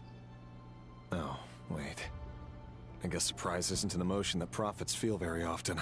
I certainly felt some surprise in the moment when I was blinded. Surprise at the king's sheer ignorance. Surprise at just how unfairly this world responds to words of earnest remonstration. I'm curious. What did you prophesize this time? It wasn't a prophecy. It was a word of warning. Someone had to say it. The king has forsaken all reason in pursuit of his obsessions. I simply told him that if he continues on this path, Conria will surely fall. But he didn't listen. Worse still, he stabbed you in both eyes and locked you away. Dane asked for my help. The court is in complete chaos now, but I'm sure you predicted that. Everything is transpiring as I foresaw, yet I am powerless to change it. Fate is an immutable force. I can but lament as the inevitable unfolds. I do wonder whether giving a man the power to see the future does nothing more for him than slowly crush his spirits. Look, with that version of Frieza, I'm hoping that they put more effort into him than they did Jiren. Because remember, so it correctly, they gave Jiren but one move. And now it was a disappointment, especially seeing as how powerful Jiren is supposed to be in lore. Forgive my curtness, Venifulnir, but the king did not suddenly turn on you today. His suspicions have been brewing for a long time. You can't have wisdom beyond the reach of your fellow man without attracting his fear and suspicion. There are things the king does not want to see. So, he doesn't want you having visions of them either. He blinded you because he thought this would make the visions stop. He wasn't entirely wrong. I did indeed lose my power to see the future. Right up until... Until what? Just now. I believe I saw something new. Well, tonight could go a lot of different ways. No, how does 5 of us banded together to storm the palace, also we could rescue you. Oh. This will go down as the most tumultuous day in Conrian history. That's definitely going to happen, Moth. Now that I'm thinking about it, they're going to have it to where he has his own version of Deathbeam where he can hold the skill to charge it to do more damage or make it unblockable or something. I sense hatred in you, but also hope. A desperate hope. Either that or they're just making an ultimate like they did Super Dragonfly with Gohan. Story. But this is not the end. It is the beginning of a new chapter in a whole new story. There are many men of honor and courage in this world, Rerir. But you are not one of them. You're not here for justice, are you? You're here for yourself. Is that a dagger? Interesting. Why not the polearm? It was always your weapon of choice. With your abilities, I don't doubt that you were able to recover some of your sight. But I also doubt that you want to make an enemy of me right now. Yeah, Bush is accurate. Yeah. And the thing is, like, as cool as that move is, I'm not sure if CAC should have it. However, I've already said that some people should have more Crystal Ray moves that I don't feel like getting into right now because I've already discussed it multiple times over. Of course not. We're on the same side, aren't we? Now, again, I'm not going to keep on... Now, me personally, I'm not going to negatively talk about Sparking Zero since I haven't played the game myself, so it wouldn't be right for me to do that. We could be. But I would have to look at it with my own two eyes to at this point, actually give my particular for the future. Thoughts on it, I guess, with the charge. Your future? With your beloved, Felindus? Yes. And I know there are bigger things at stake here. A dynasty, a nation, maybe the entire world. But forgive me, I care first and foremost about myself. I can't abandon the one I love to save myself. I just can't do it. But you see a broader picture of the future than I. You see the solutions to the biggest problems of our age. So tell me, what is my solution? What's the answer? In matters of fate, answers are either right or wrong. What will be and what will not. Maybe you are willing to pay a certain price in the pursuit of happiness. Second Coming Boys can. But unfortunately, fate does not negotiate. Because funny enough, even I apologize. Even Breakers has that version of himself. That is the cruelest thing about fate. It is unmoved by your sacrifices. That can't be true. I know it's your voice that I keep hearing in my head, urging me to see how the world is changing, to seek more power. I'm assuming you're talking about the biggest version of Broly. You show me disaster. Because his Z variant, like the base form and the way he has blue hair, actually looks accurate. Why are you doing all this? My voice in your head. Yeah, I don't know why the game is it. I don't know why the game's reversed in terms of transformation, but they just are. So, you hear it too. The voice that steals your mind, gains your trust, and drives you crazy. It turns out that we are not so different, you and I. Vediflnir just broke into the strangest smile I've ever seen in my life. As if he'd discovered some monumental secret. But then he suddenly switched to looking extremely weary. Very well then. My advice to you is as follows. You must persevere. There's Daima characters. Whatever trials and Well, because the tribulations you Daima may face, characters be have, steadfast in the too... belief that they are your path to the future. How do I describe them?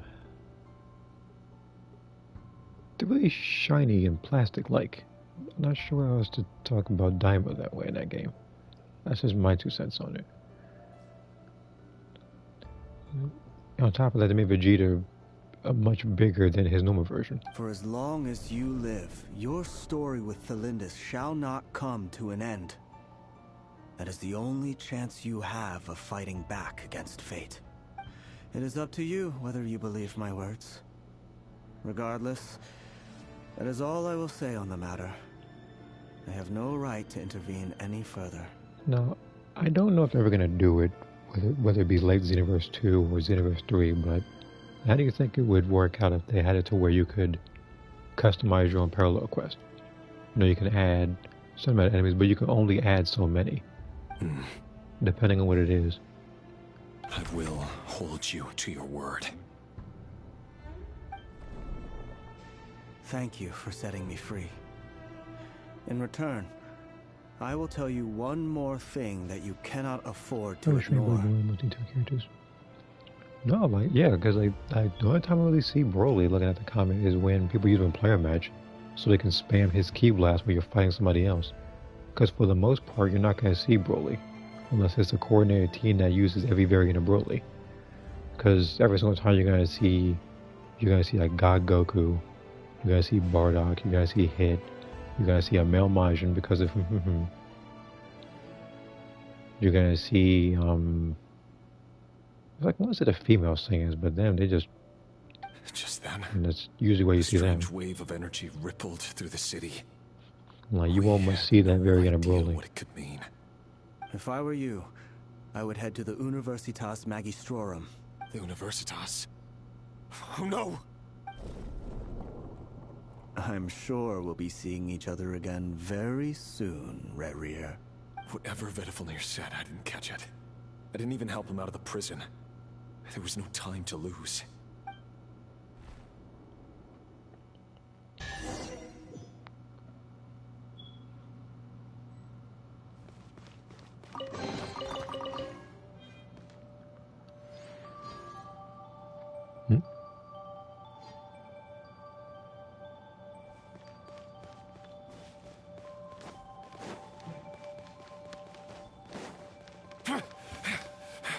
Monsters? Oh, I'm on team. Well, there's a dead. Well, there's a dead man.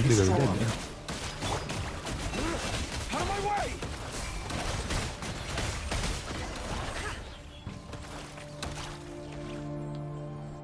That damage. That's why I'm trying to get him.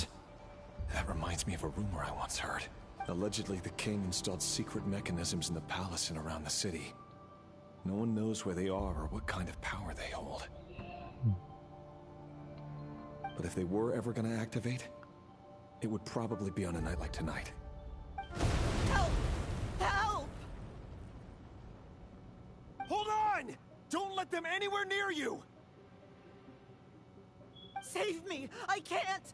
Ah! That sounded like an explosion. So the rumor is true?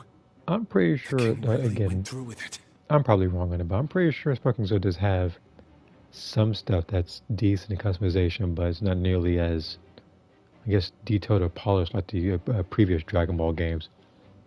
What other means does the king have at his disposal? They must run on power from the Abyss. And that's all I'm personally going to say on the matter. It's a major center of Abyss research. Anyone over at the Universitas will be in grave danger. I have to hurry. Okay.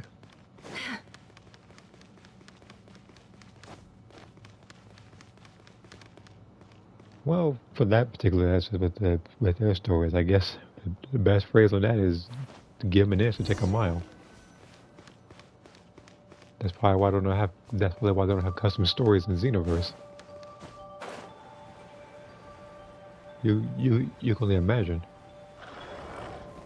Go claw! Strike a pose! Can't hide the truth. It all falls into place. No more lies. Seek within. It all adds up. Let's see what you're made of. Let the world collide! Chew on this! Lash absorption test! Observe. Night falls. Can't hide the truth. It all falls into place. Who are you? The debt collector. No, you want to collect these hands, or else you're going to collect. No claw! Animal hypostasis emulation! Animal testing! It all adds up. The deception ends here.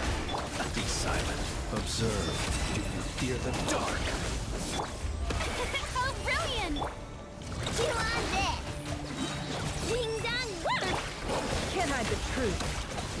No more lies.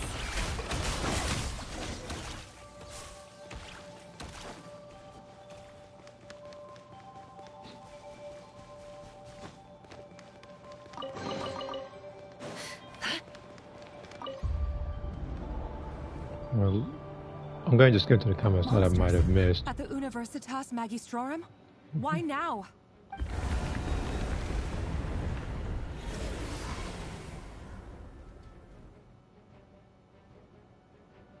Oh. Oh no! They're coming! It's no use. The table won't hold out much longer. The weapons. Where are the weapons? Of course. All the lab equipment was upgraded after the inspection last week, but the new weapons haven't been allocated yet. I'm done for. Is anyone there? I need help!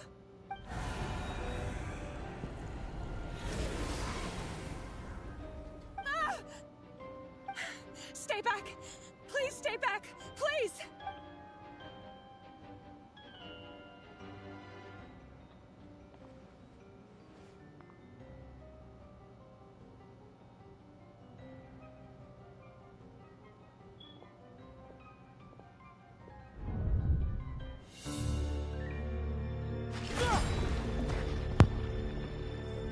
What's that? Reverie. So the rumors about your work are true. What? No! Listen, something happened at the palace tonight. We have to leave! You don't need to lie to me anymore. What do you mean? I know why you're worried, and I will respect the decision you've made. But it's okay, because I found a solution. I know how to end all this. You can have it back. The normal life you so desire. But until then, I'm afraid our wedding will have to wait. Thalindis? No, don't do it! Thalindis! Thalindis!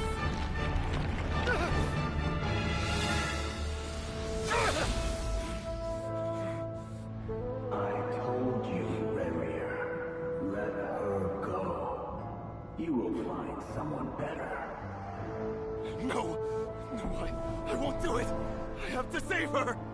By what means exactly? A lowly pawn. You lack the power and the strength of will. Do you know a way? Tell me! Come to the palace. Join us.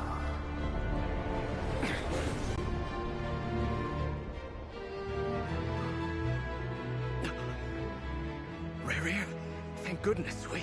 Step forth and take your share. You made it. Not you too.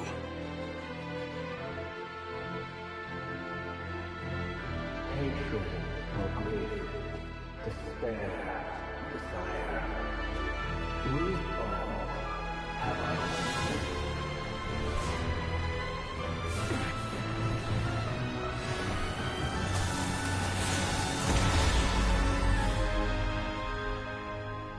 Rayrear. Rayrear. Thalindis? Were you daydreaming?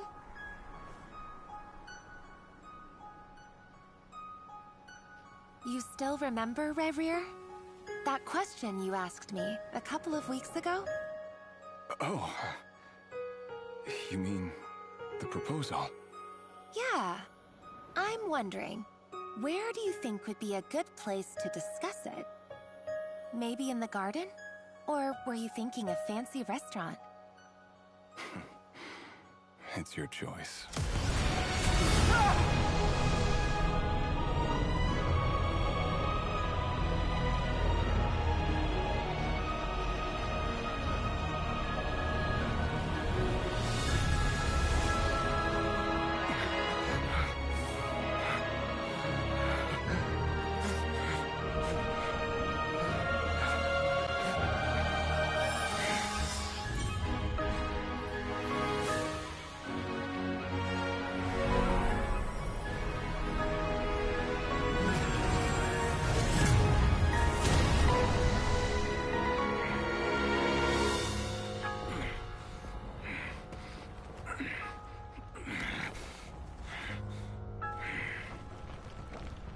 I will find you.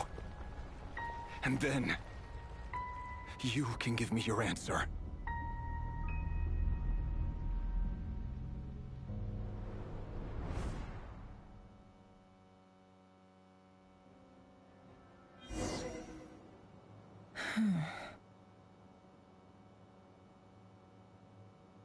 So that's how the Raker of Solnari was born.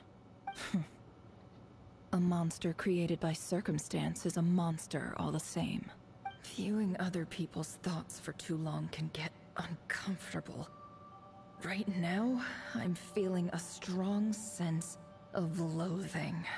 In a nutshell, the story of Conria is what happens when the truth falls by the wayside. Everyone tells little white lies, and before long, you have a huge pack of lies that destroys everything. Time to get back. His past is filled with sorrow, but the tale of any fallen civilization is one of endless tragedy. Cruel as it may be, that was Conria's fate.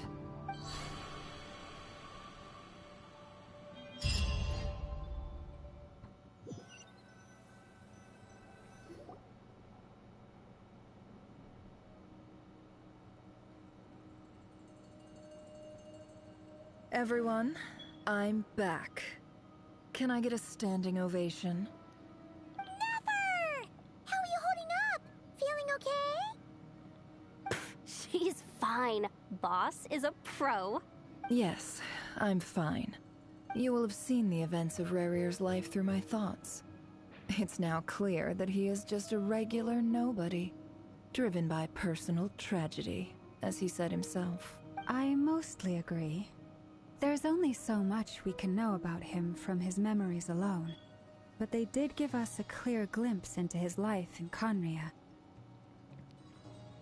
And again, to me, with that particular price thing, I thought is really, really stupid.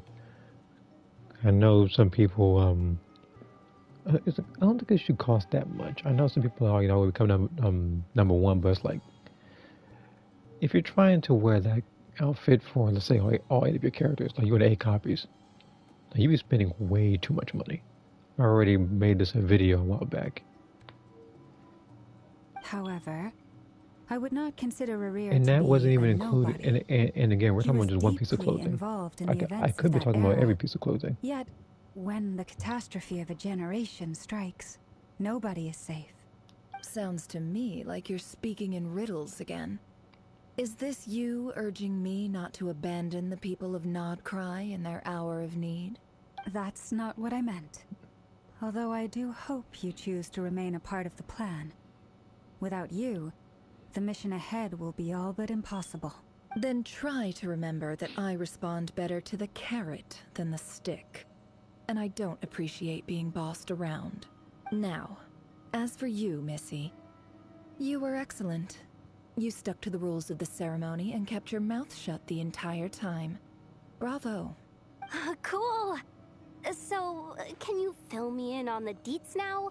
Most of what I saw went right over my head. Patience. You'll hear the whole story, don't you worry. But let's meet up with the others first. It will save me narrating it twice. Yehoda? Yes, boss! Let me get that door for ya. That's more like it. For a moment there, I was worried you'd forgotten about the first clause of your employment contract. Forgive my curiosity, but what does the first clause say? It says I gotta do the annoying stuff that boss is too lazy to do for herself. Like opening the door, pouring the tea, yada yada. Opening a door takes but a second, though. Is that right? If something is in the contract, it's because she willingly agreed to it. Rest assured that the Curatorium abides by the very strictest of labor policies. You don't seriously think I'm cruel enough to treat her like my slave? In any case, I've hardly shied away from my share of the work today. Hope I don't catch Flintz and Varka lounging about in their chairs, enjoying a leisurely cup of tea. There's nothing I dislike more than other people enjoying themselves while I'm hard at work.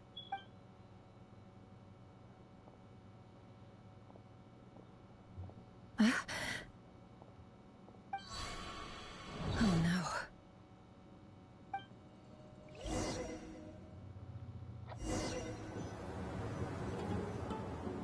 Sorry to disturb you, but we seem to have run into some trouble.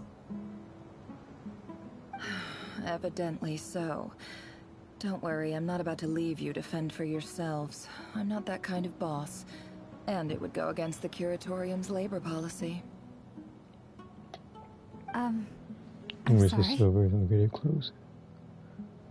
Miles, please don't get him any ideas. Because then they're going to say, oh, we need to make gold, silver, and bronzes of every piece of clothing in the game. Like we did in, what's that game? Like Breakers, where that game has a bunch of gold variants. What did you hear me say? I wasn't talking about labor policy. Gold sell max clothes. Well, fortunately, the window from here is about 6-7 feet. I can always just jump out of there. Wait. How long have I been standing here? Not long. You just appeared by the door a moment ago.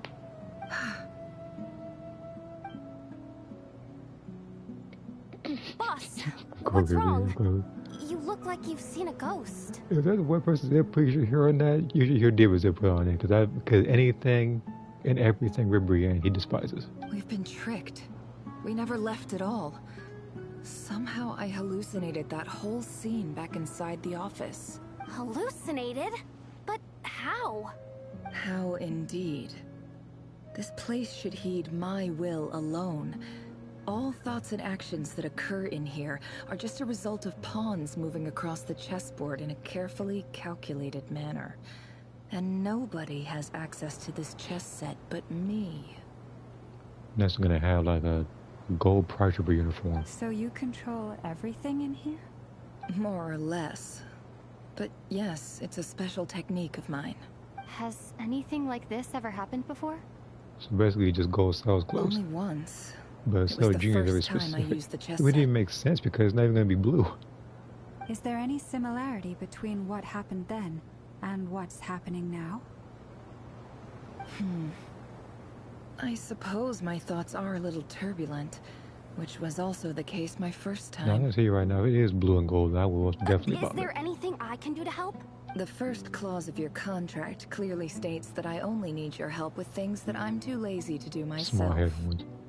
I wouldn't put it past him. We already got Trunks' accessory as a hair in the game, but you had that robot on top of it, which ruins it. Meaning you're not feeling lazy right now? Meaning this is not something Yehoda can help with. The chess set is a personal treasure that I alone understand. I must be the one to find our way out of here. Boss, it's fine. Really. Let me do something useful. Oh, listen to you. Whatever would I do without you, Yehoda? What? Really? Yes, really. Where would I ever find another employee as obedient and servile as you? God forbid anything ever happens to you. Oh, okay. Well, anyway, I was thinking of fetching some water. There's gotta be a source around here somewhere. I suggest everyone finds someplace comfortable to take a rest. We gotta conserve our energy. Even though all this chess malarkey doesn't exist in a physical sense, mentally speaking, it's all real. And so is our tiredness and fatigue. You don't want to dismiss mental fatigue. Just because it isn't physical doesn't mean it's any less serious. But anyway, I got your backs, so don't worry about a thing. Don't I have the best employees? Jealous much? If we can find a suitable time, I'd love to borrow Yehoda for a day to help out at the Frost Moon Scions. Would you be amenable to that, Boss Nefer? I feel like you saying Go Gym was closed is just you trying to get a negative response out of me. Oh, Lauma. Have I ever told you just how pretty you are? Beauty runs from the tips of your antlers to the depths of your imagination. I never was closed with DLC clothes. It's gonna be a big fat suit. Right? You know, that was gonna be that one fat suit that Vegeta and Goku wore when they were training with Whis. Time to rally, everyone. Follow me. As we continue our journey, the same Because for rules will apply. for some reason, that means stay focused and no talking. because for no some matter reason, what literally we all the encounter. clothes that we do And ask don't for, disturb the chess pieces. well, most of them don't make it into the game, but the stuff that you think about, like, not at all, will somehow make it. So I wouldn't even put it past them if Fadge and them was clothes were in the game. You have my word that I will get us all out of here.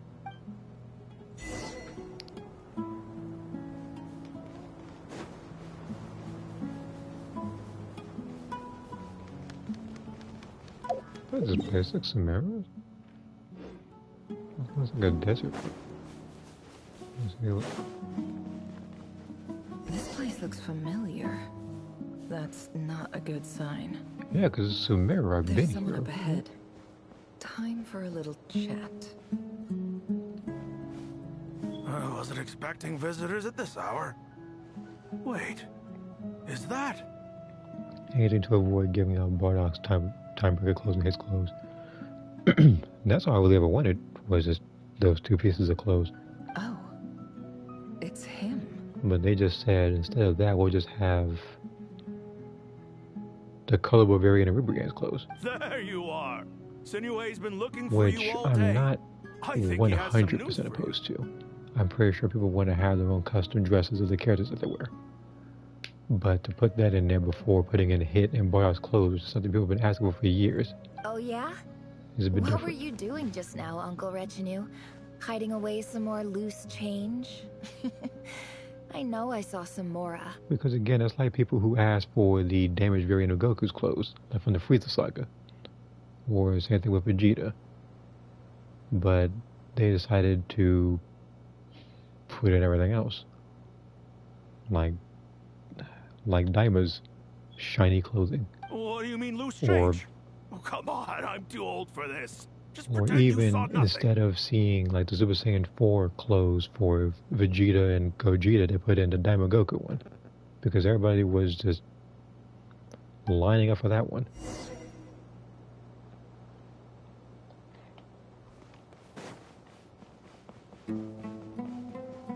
And even though I had to let the design itself grow on me, I still prefer the GT variant. Hey, kid. Mind telling me what Sinohe's been up to recently? And even Breakers has it. Breakers even has the Goku Blast clothes actually look skinnier on the character. Get in his good books? Why? What do you want with my dad, Uncle Apepi? I've written a new song. I was hoping to showcase it at the next festival, but I'll need his approval. A new song, huh? I'd love to stay and listen, but unfortunately, Uncle Retinue says my dad's looking for me. Well, Yeah, because again, it's supposed to be a belt. See that Which means it's supposed to be tied around their I'll waist. be sitting there Because warming that's up like my me vocal wearing a cords. karate belt, Come but find me when you're done. for some reason it's like incredibly wide rather than being tightened. I thought that was the whole point of a belt. Pile of stones. But with that one, it's a sash. But even then, like, it doesn't look very good on the female characters. On the males, it's fine. It's on the females where I'm like, it doesn't look right. And on top of that, they even have two different variants in Breakers, which is the one where you're transformed and the one you just wear regularly. Hi, Dad. Uncle Retinue said you were looking for me. Ah, there's my little princess. If you'd gotten back just a little sooner, you could have shared the spoils of war with me. Spoils of war? Who were you fighting against, Dad? It was just a figure of speech. The aftermath of a sandstorm is no time to be waging war. I was talking about our war against thirst. I went out to fix our water supply problem, and now I'm back. Which means... We have a well again. That's right. I found a new one and brought back as much water as I could carry. It should last us for a good while. If it wasn't for these blasted sandstorms, our wells wouldn't be caving in. You wouldn't be spending all your time out searching for new water sources. As the chief of our tribe, I'm supposed to be leading us out of hardship and poverty, onto better things. You know how prosperous our ancestors were. I've told you all the stories. And look at us now. Squeezed into these hovels. No one would choose this, if it wasn't for the endless wars over the years. But things are looking up. I started working with some folks from the academia a few months back. They gave me some contacts in return for my assistance in the desert. So you're the academia's helper now? Special ambassador, they call it. Think of it as a partnership. It's nothing bad, okay? We've been isolated here in the desert for too long. Seeking opportunities elsewhere is the best thing for us, and the fastest way to progress. So, do you get anything good out of being a special ambassador? Of course. My luck's improving all the time. One day, I swear I'm gonna lead us out of this place. We'll find somewhere new. Somewhere better.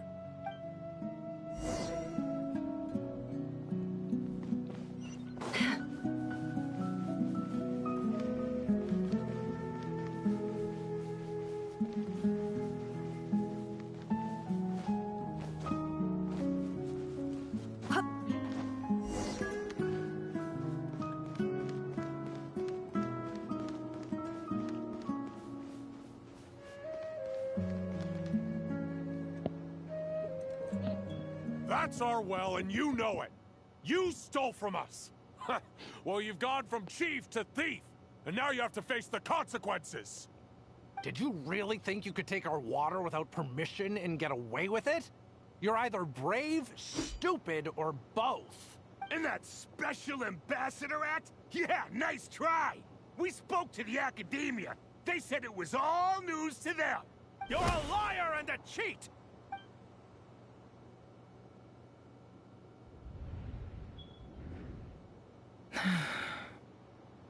I heard Yehuda gasp, but I don't blame her. Most people are terrified by the sight of blood. Corpses strewn across the ground. The wounds are clearly from scimitars and daggers. The desert dwellers' weapons of choice. There's a handwritten note on the ground. Let's see what it says. Halil, this is Sinuhe, chief of the Shimti tribe. Surely you remember me. I was the one who helped you and your colleagues avoid the quicksand in the desert. This is my second time writing to you. I assume my last letter must have gotten lost in the mail, as I didn't receive a reply. I hope this one makes it to you safely. I'm writing to you because I need some help. That sandstorm the other day completely blocked up our well, forcing me to look for another water source in Iab and Unut territory. It was a matter of survival. Praise the gods. The well of the Iab tribe was intact. It was my last resort. I drew what water I could and left, but not without being spotted. I fear they will retaliate. You told me to write to you if I ever needed help. You said you'd be my ally in the academia. I urgently need you to formally recognize my title of Special Ambassador and send some of your people to assist me for a few days. It's the only way I can convince them that this was the Academia's decision and prevent them from retaliating. This is an emergency. Please send help as soon as possible. Looks like this letter never got sent. The writer died a grisly death, and the letter was trampled into the ground. It's badly defaced. Some parts are barely legible. What a ridiculous lie the surviving Shimti tell. Their whole village was butchered over a sip of water.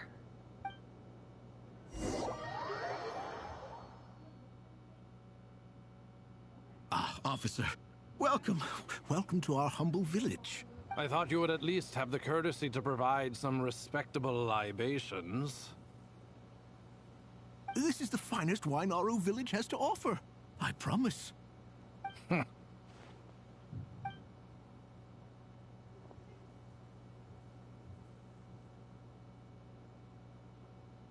The Academia has agreed to reserve a single space for a candidate from your village. But I remain skeptical of this entire endeavor. I highly doubt anyone in this desert possesses serious academic potential. Please, have faith. If not in us, then in our god. The child we found shows great promise. I beg you, take her away from this place. Give her a chance. Don't let her talent go to waste. I don't recognize her. New arrival? She showed up here a few days ago and we took her in. She's a really bright kid. Please help. I'm begging you. So, where are you from? Nowhere special. Just a sand dune. What about the rest of your family? How many of you are there? Just the one. It's only you? Correct. So, no brothers, no sisters, no mother or father? Any who have slept on a bed of sand, I call my brothers and my sisters. Apart from that, I have no family. All right. Get over here. Sign your name on the form.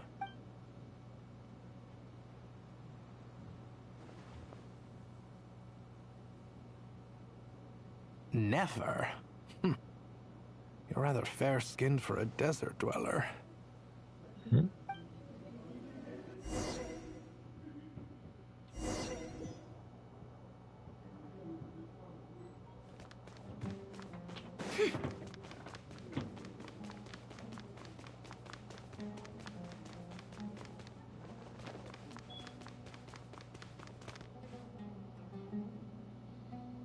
Nefer, this term's assignments have been issued already. Please read through the materials thoroughly, conduct your own additional research, and then write an essay on the topic. Yes, Professor, I'm aware. I just had a couple more questions I wanted to get your perspective on. Oh? Please, ask away. Well, I saw the other students' problem sheets, and I couldn't help but notice that my assignment is much easier than theirs. Do you really think I'm a weak student? A weak student? Goodness, no. Quite the opposite. You have a sharp mind. Almost too sharp. I think what you're saying is, a weak student wouldn't have noticed the discrepancy. And if they did, they certainly wouldn't complain about the lighter workload. You see, sharp as they come. You see things the way they are. And I'm sure you know why they're like that. Because of where I come from. Because I'm different. I'm sorry, Nefer. I don't like it any more than you do. It's just... Anyway, you said you had a couple of questions? What's the other one? I wanted to check... If someone sent me a letter to the Academia, where do I go to collect it? Ah, your family wrote to you. As long as they put your name on the envelope, someone should hand it right to you. Not exactly. It's not even a recent letter. I was just curious where the mail would end up if no one collects it. The House of Dana, I expect. I know there's a box for unclaimed mail somewhere in there, probably sitting on a shelf. Whatever you're looking for, that'd be the place to start. Okay, Got it. Thank you, Professor. Oh, don't mention it. Honestly, I feel like I failed you. I'm supposed to be your teacher, but I haven't taught you anything. Hey, don't say that. You're a great teacher, and you do your best for all your students.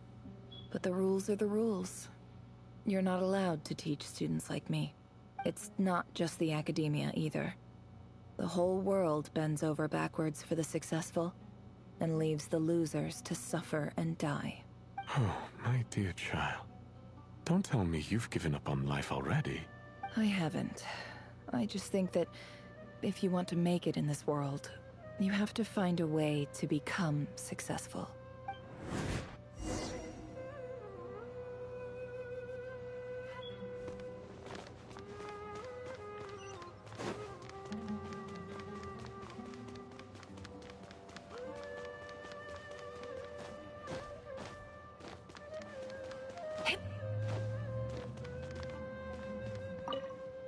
This must be it. A big cardboard box full of unclaimed mail.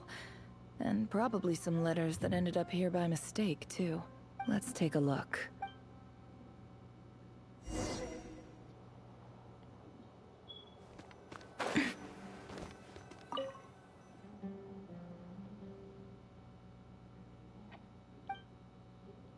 A dilapidation survey from Port Ormos. Looks like it's from a Core of 30 representative. What a strange thought. A bunch of mercs losing sleep over rundown buildings. This one was never even opened. I guess the recipient didn't care what the Core of 30 had to say about anything. Who was it addressed to? I don't recognize the name, but it must have been a Kasharawar professor. This one is addressed to the Immorta Sage. The title is Changes Observed in Satyavada Life Symptoms. Why do all these letters read like full-blown dissertations? Guided by the incense, we became lost somewhere in the forest. All the barriers between levels of consciousness disappeared as our minds soared around in circles, looking for a branch to seek refuge on. If we're in the streets, I'm gonna head out. Okay. I'm gonna stream just until I complete the story. If anything does come up that I'm out for, whether it's eating or just hanging out with some people, I'll probably close it and I'll probably put in like part 2.5 or something. In clinical terms, these But symptoms for the most fit part, the I do want to description get this of particular story incense done today. poisoning.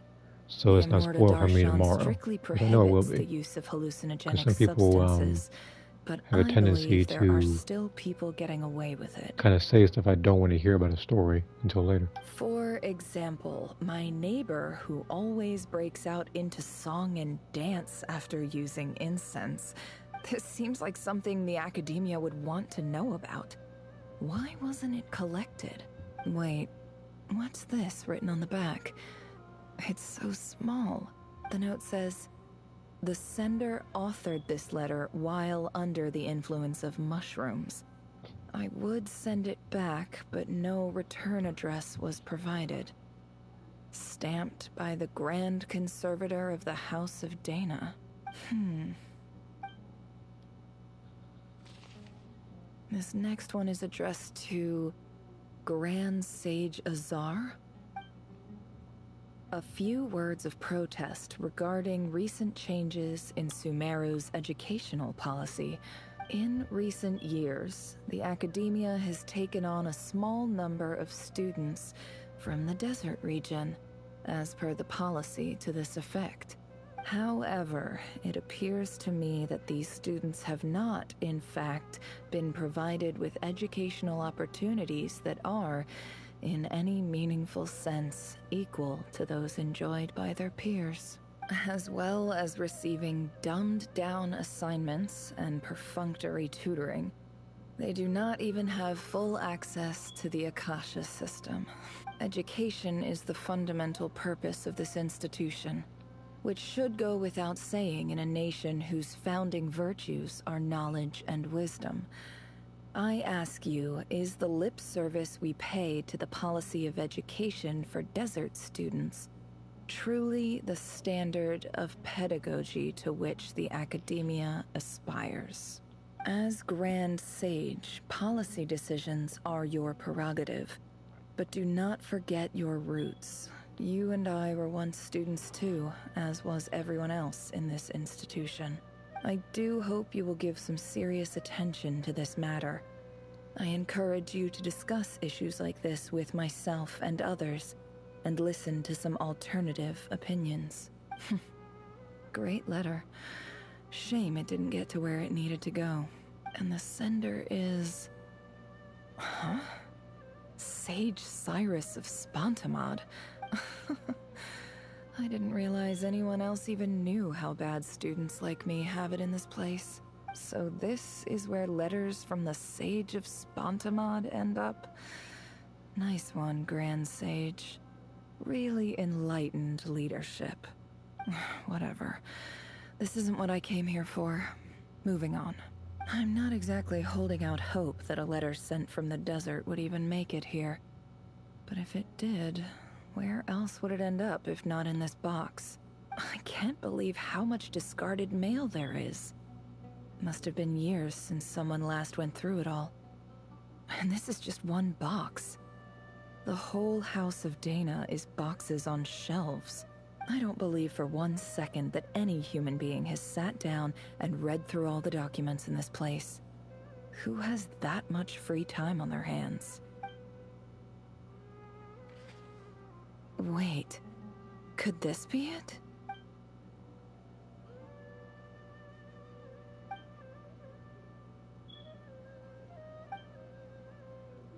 Greetings, Halil. My name is Sinuhe, chief of the Shimti tribe. I was the one who came to you and your colleague Zaid when you ran into trouble in the Great Red Sand. I don't know how well you remember it now, but I brought you to safety and gave you some water and other supplies. You seemed very pleased and told me your name. In my tribe, learning a person's true name is serious business. And I therefore see you all as friends. You were kind enough to leave your contact details, so we could stay in touch. The Shimti tribe lives a harsh, nomadic existence in the desert.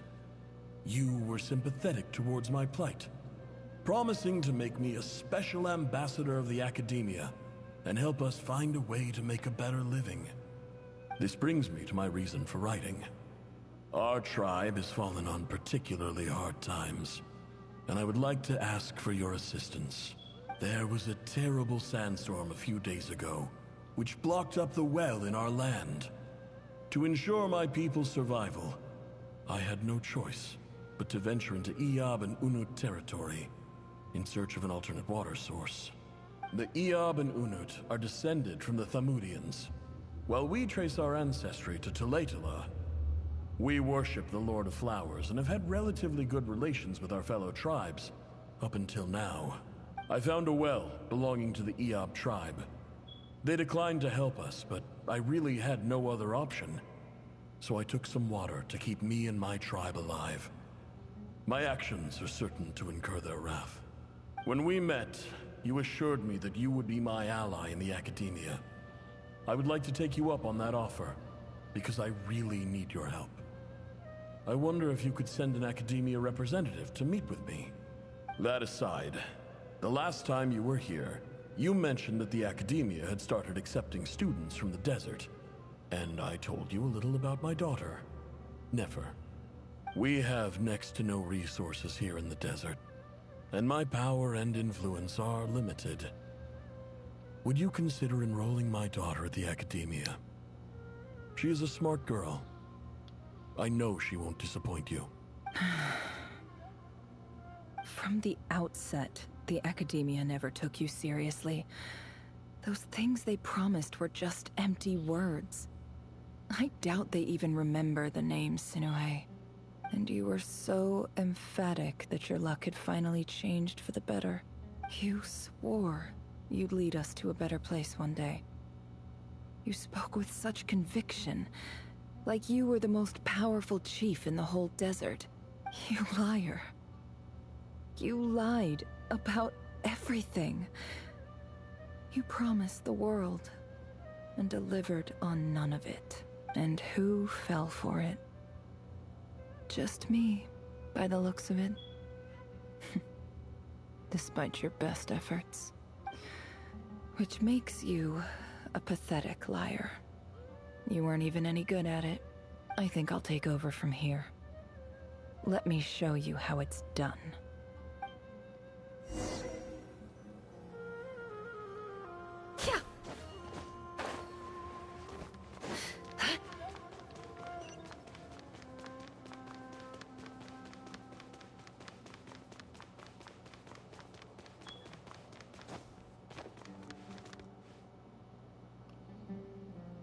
I just came to say goodbye. Thanks for everything you've done for me in my time here. Nefer? You packed your bags. Where are you going? I'm quitting. Something's come up in my hometown. Gonna head back and deal with it. Huh? But this was a hard-won opportunity for you. You know that better than I do. It was. But it doesn't matter. I have more important things to deal with and they can't wait. Oh, and I didn't want to overfill my bags, so I left some incense on your desk. What's wrong? I thought you liked incense. Although, I did read somewhere in the House of Dana that it has hallucinogenic effects. Don't use it all at once, alright? Isn't this the stuff you brought from your hometown? You're just letting me have it? But you said it's a rare and valuable commodity. Yeah, about that. I lied. It's not rare at all. There's this bunch of ruins near my hometown that are practically overgrown with this plant. It's not worth much. Keep it. It's fine. But Nefer... Alright, that's all from me. You take care.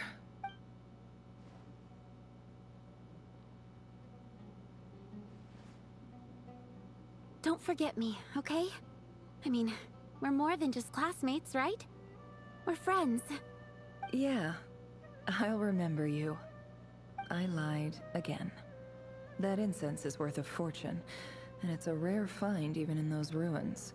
And as for remembering her, I have far too much to do when I get back. No time to reminisce.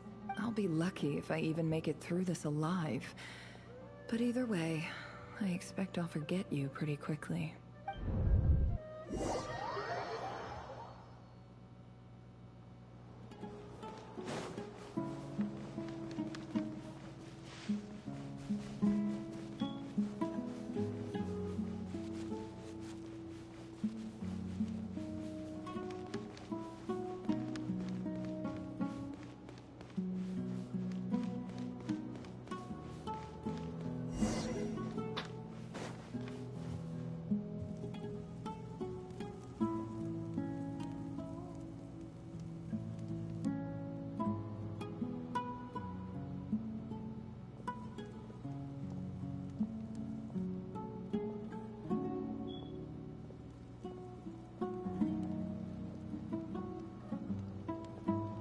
It's a pleasure to meet you, Mr. Arif.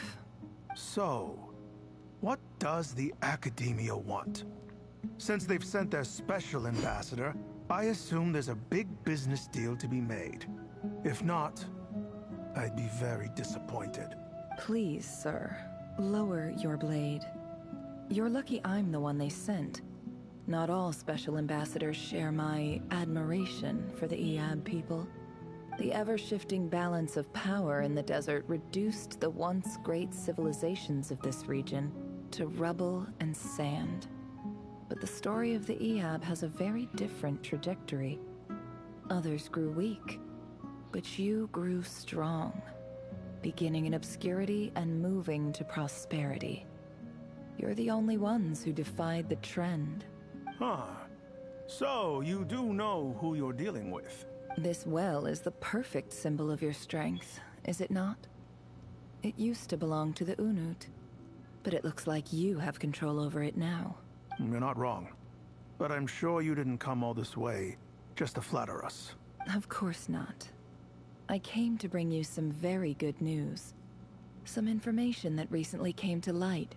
which might just be your ticket to freedom. Records uncovered by the Vahumana Darshan show that a certain well currently under Eab control is built on top of some ancient ruins. These ruins are of great archaeological interest to the Academia. I checked the map carefully on my way over here, and I'm confident that this is the well in question. The Academia is offering 50 million mora in return for excavation rights. 50 million? No, wait. If these ruins are as important as you say, 50 million's a little low, don't you think? Don't get greedy, Eab. We know far more than you think. We know that you seized this well by force. Wasn't that the first step in your rise to power? To drive away the Unut and steal their water supply? So what if it was?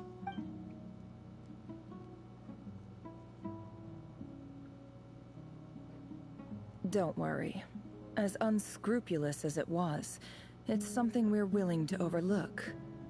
The Academia is only interested in dealing with the de facto power holders in the region. I hope I am making myself clear. And I hope your words are the truth.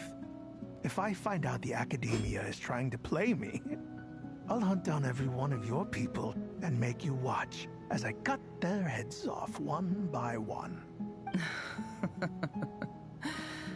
I assure you, Chief, that would not be in your long-term interests. You don't want to make an enemy of the Academia. You see how I'm dressed, don't you? I appreciate that you've never been to the rainforest, but surely even you recognize an ambassador's attire when you see it. And what does a barbarian like you have to lose anyway? You really think the Sumeru Academia would bother to come all this way just to lie to you? We have more important things to worry about. All right, I take your point. The Academia is the highest authority in the land. I'm sure you're trustworthy people. In that case, we have a deal. We will sell you the excavation rights. I'd like to thank you, Ambassador. This is good news indeed. Excellent news. In fact, it calls for a celebration. Would you do us the honor of staying a while and enjoying some Eab hospitality? Gladly. I am partial to wine myself, and I trust you are as well. So let's indulge in a few drinks together, in celebration of this momentous occasion.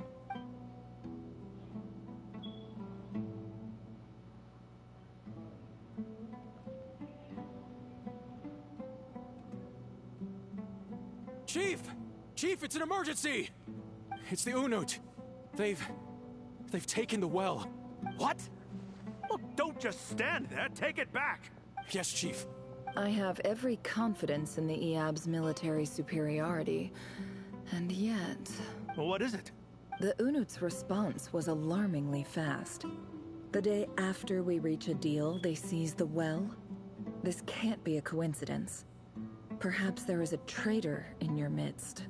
I don't think so. I am obliged to remind you, Chief, that the Academia will only deal with the de facto power holders.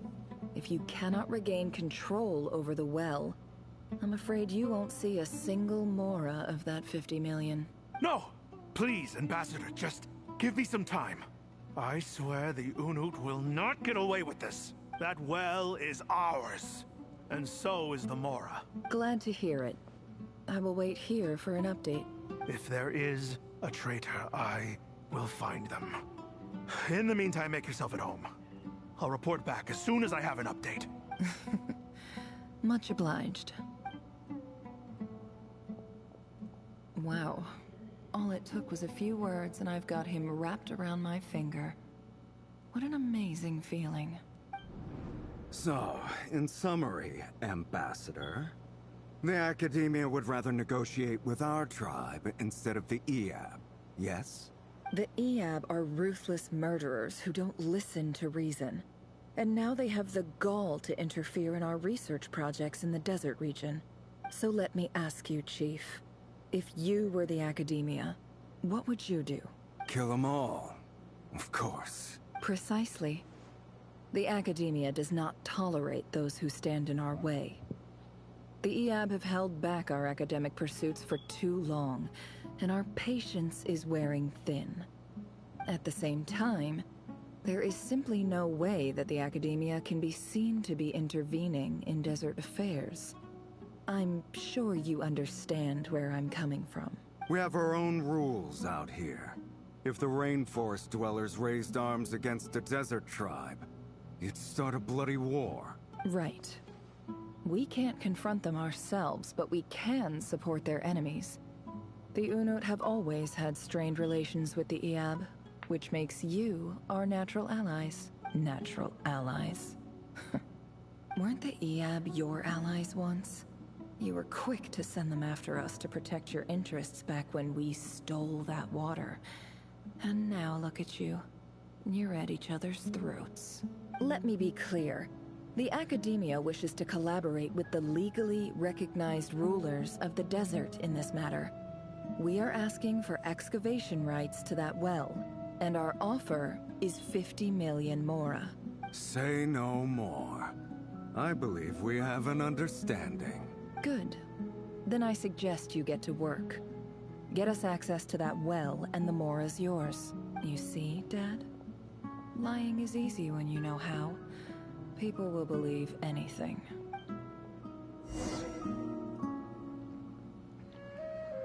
Alright, I will explore this in just a little bit. I have been called for something which might take a little bit of time. So I'm going to end the stream right here, and I'm going to have a 2.5 up and ready in some time later, I guess. It's not going to be too much later. But for those who did watch this stream, thank you for tuning in. And I will see you guys later.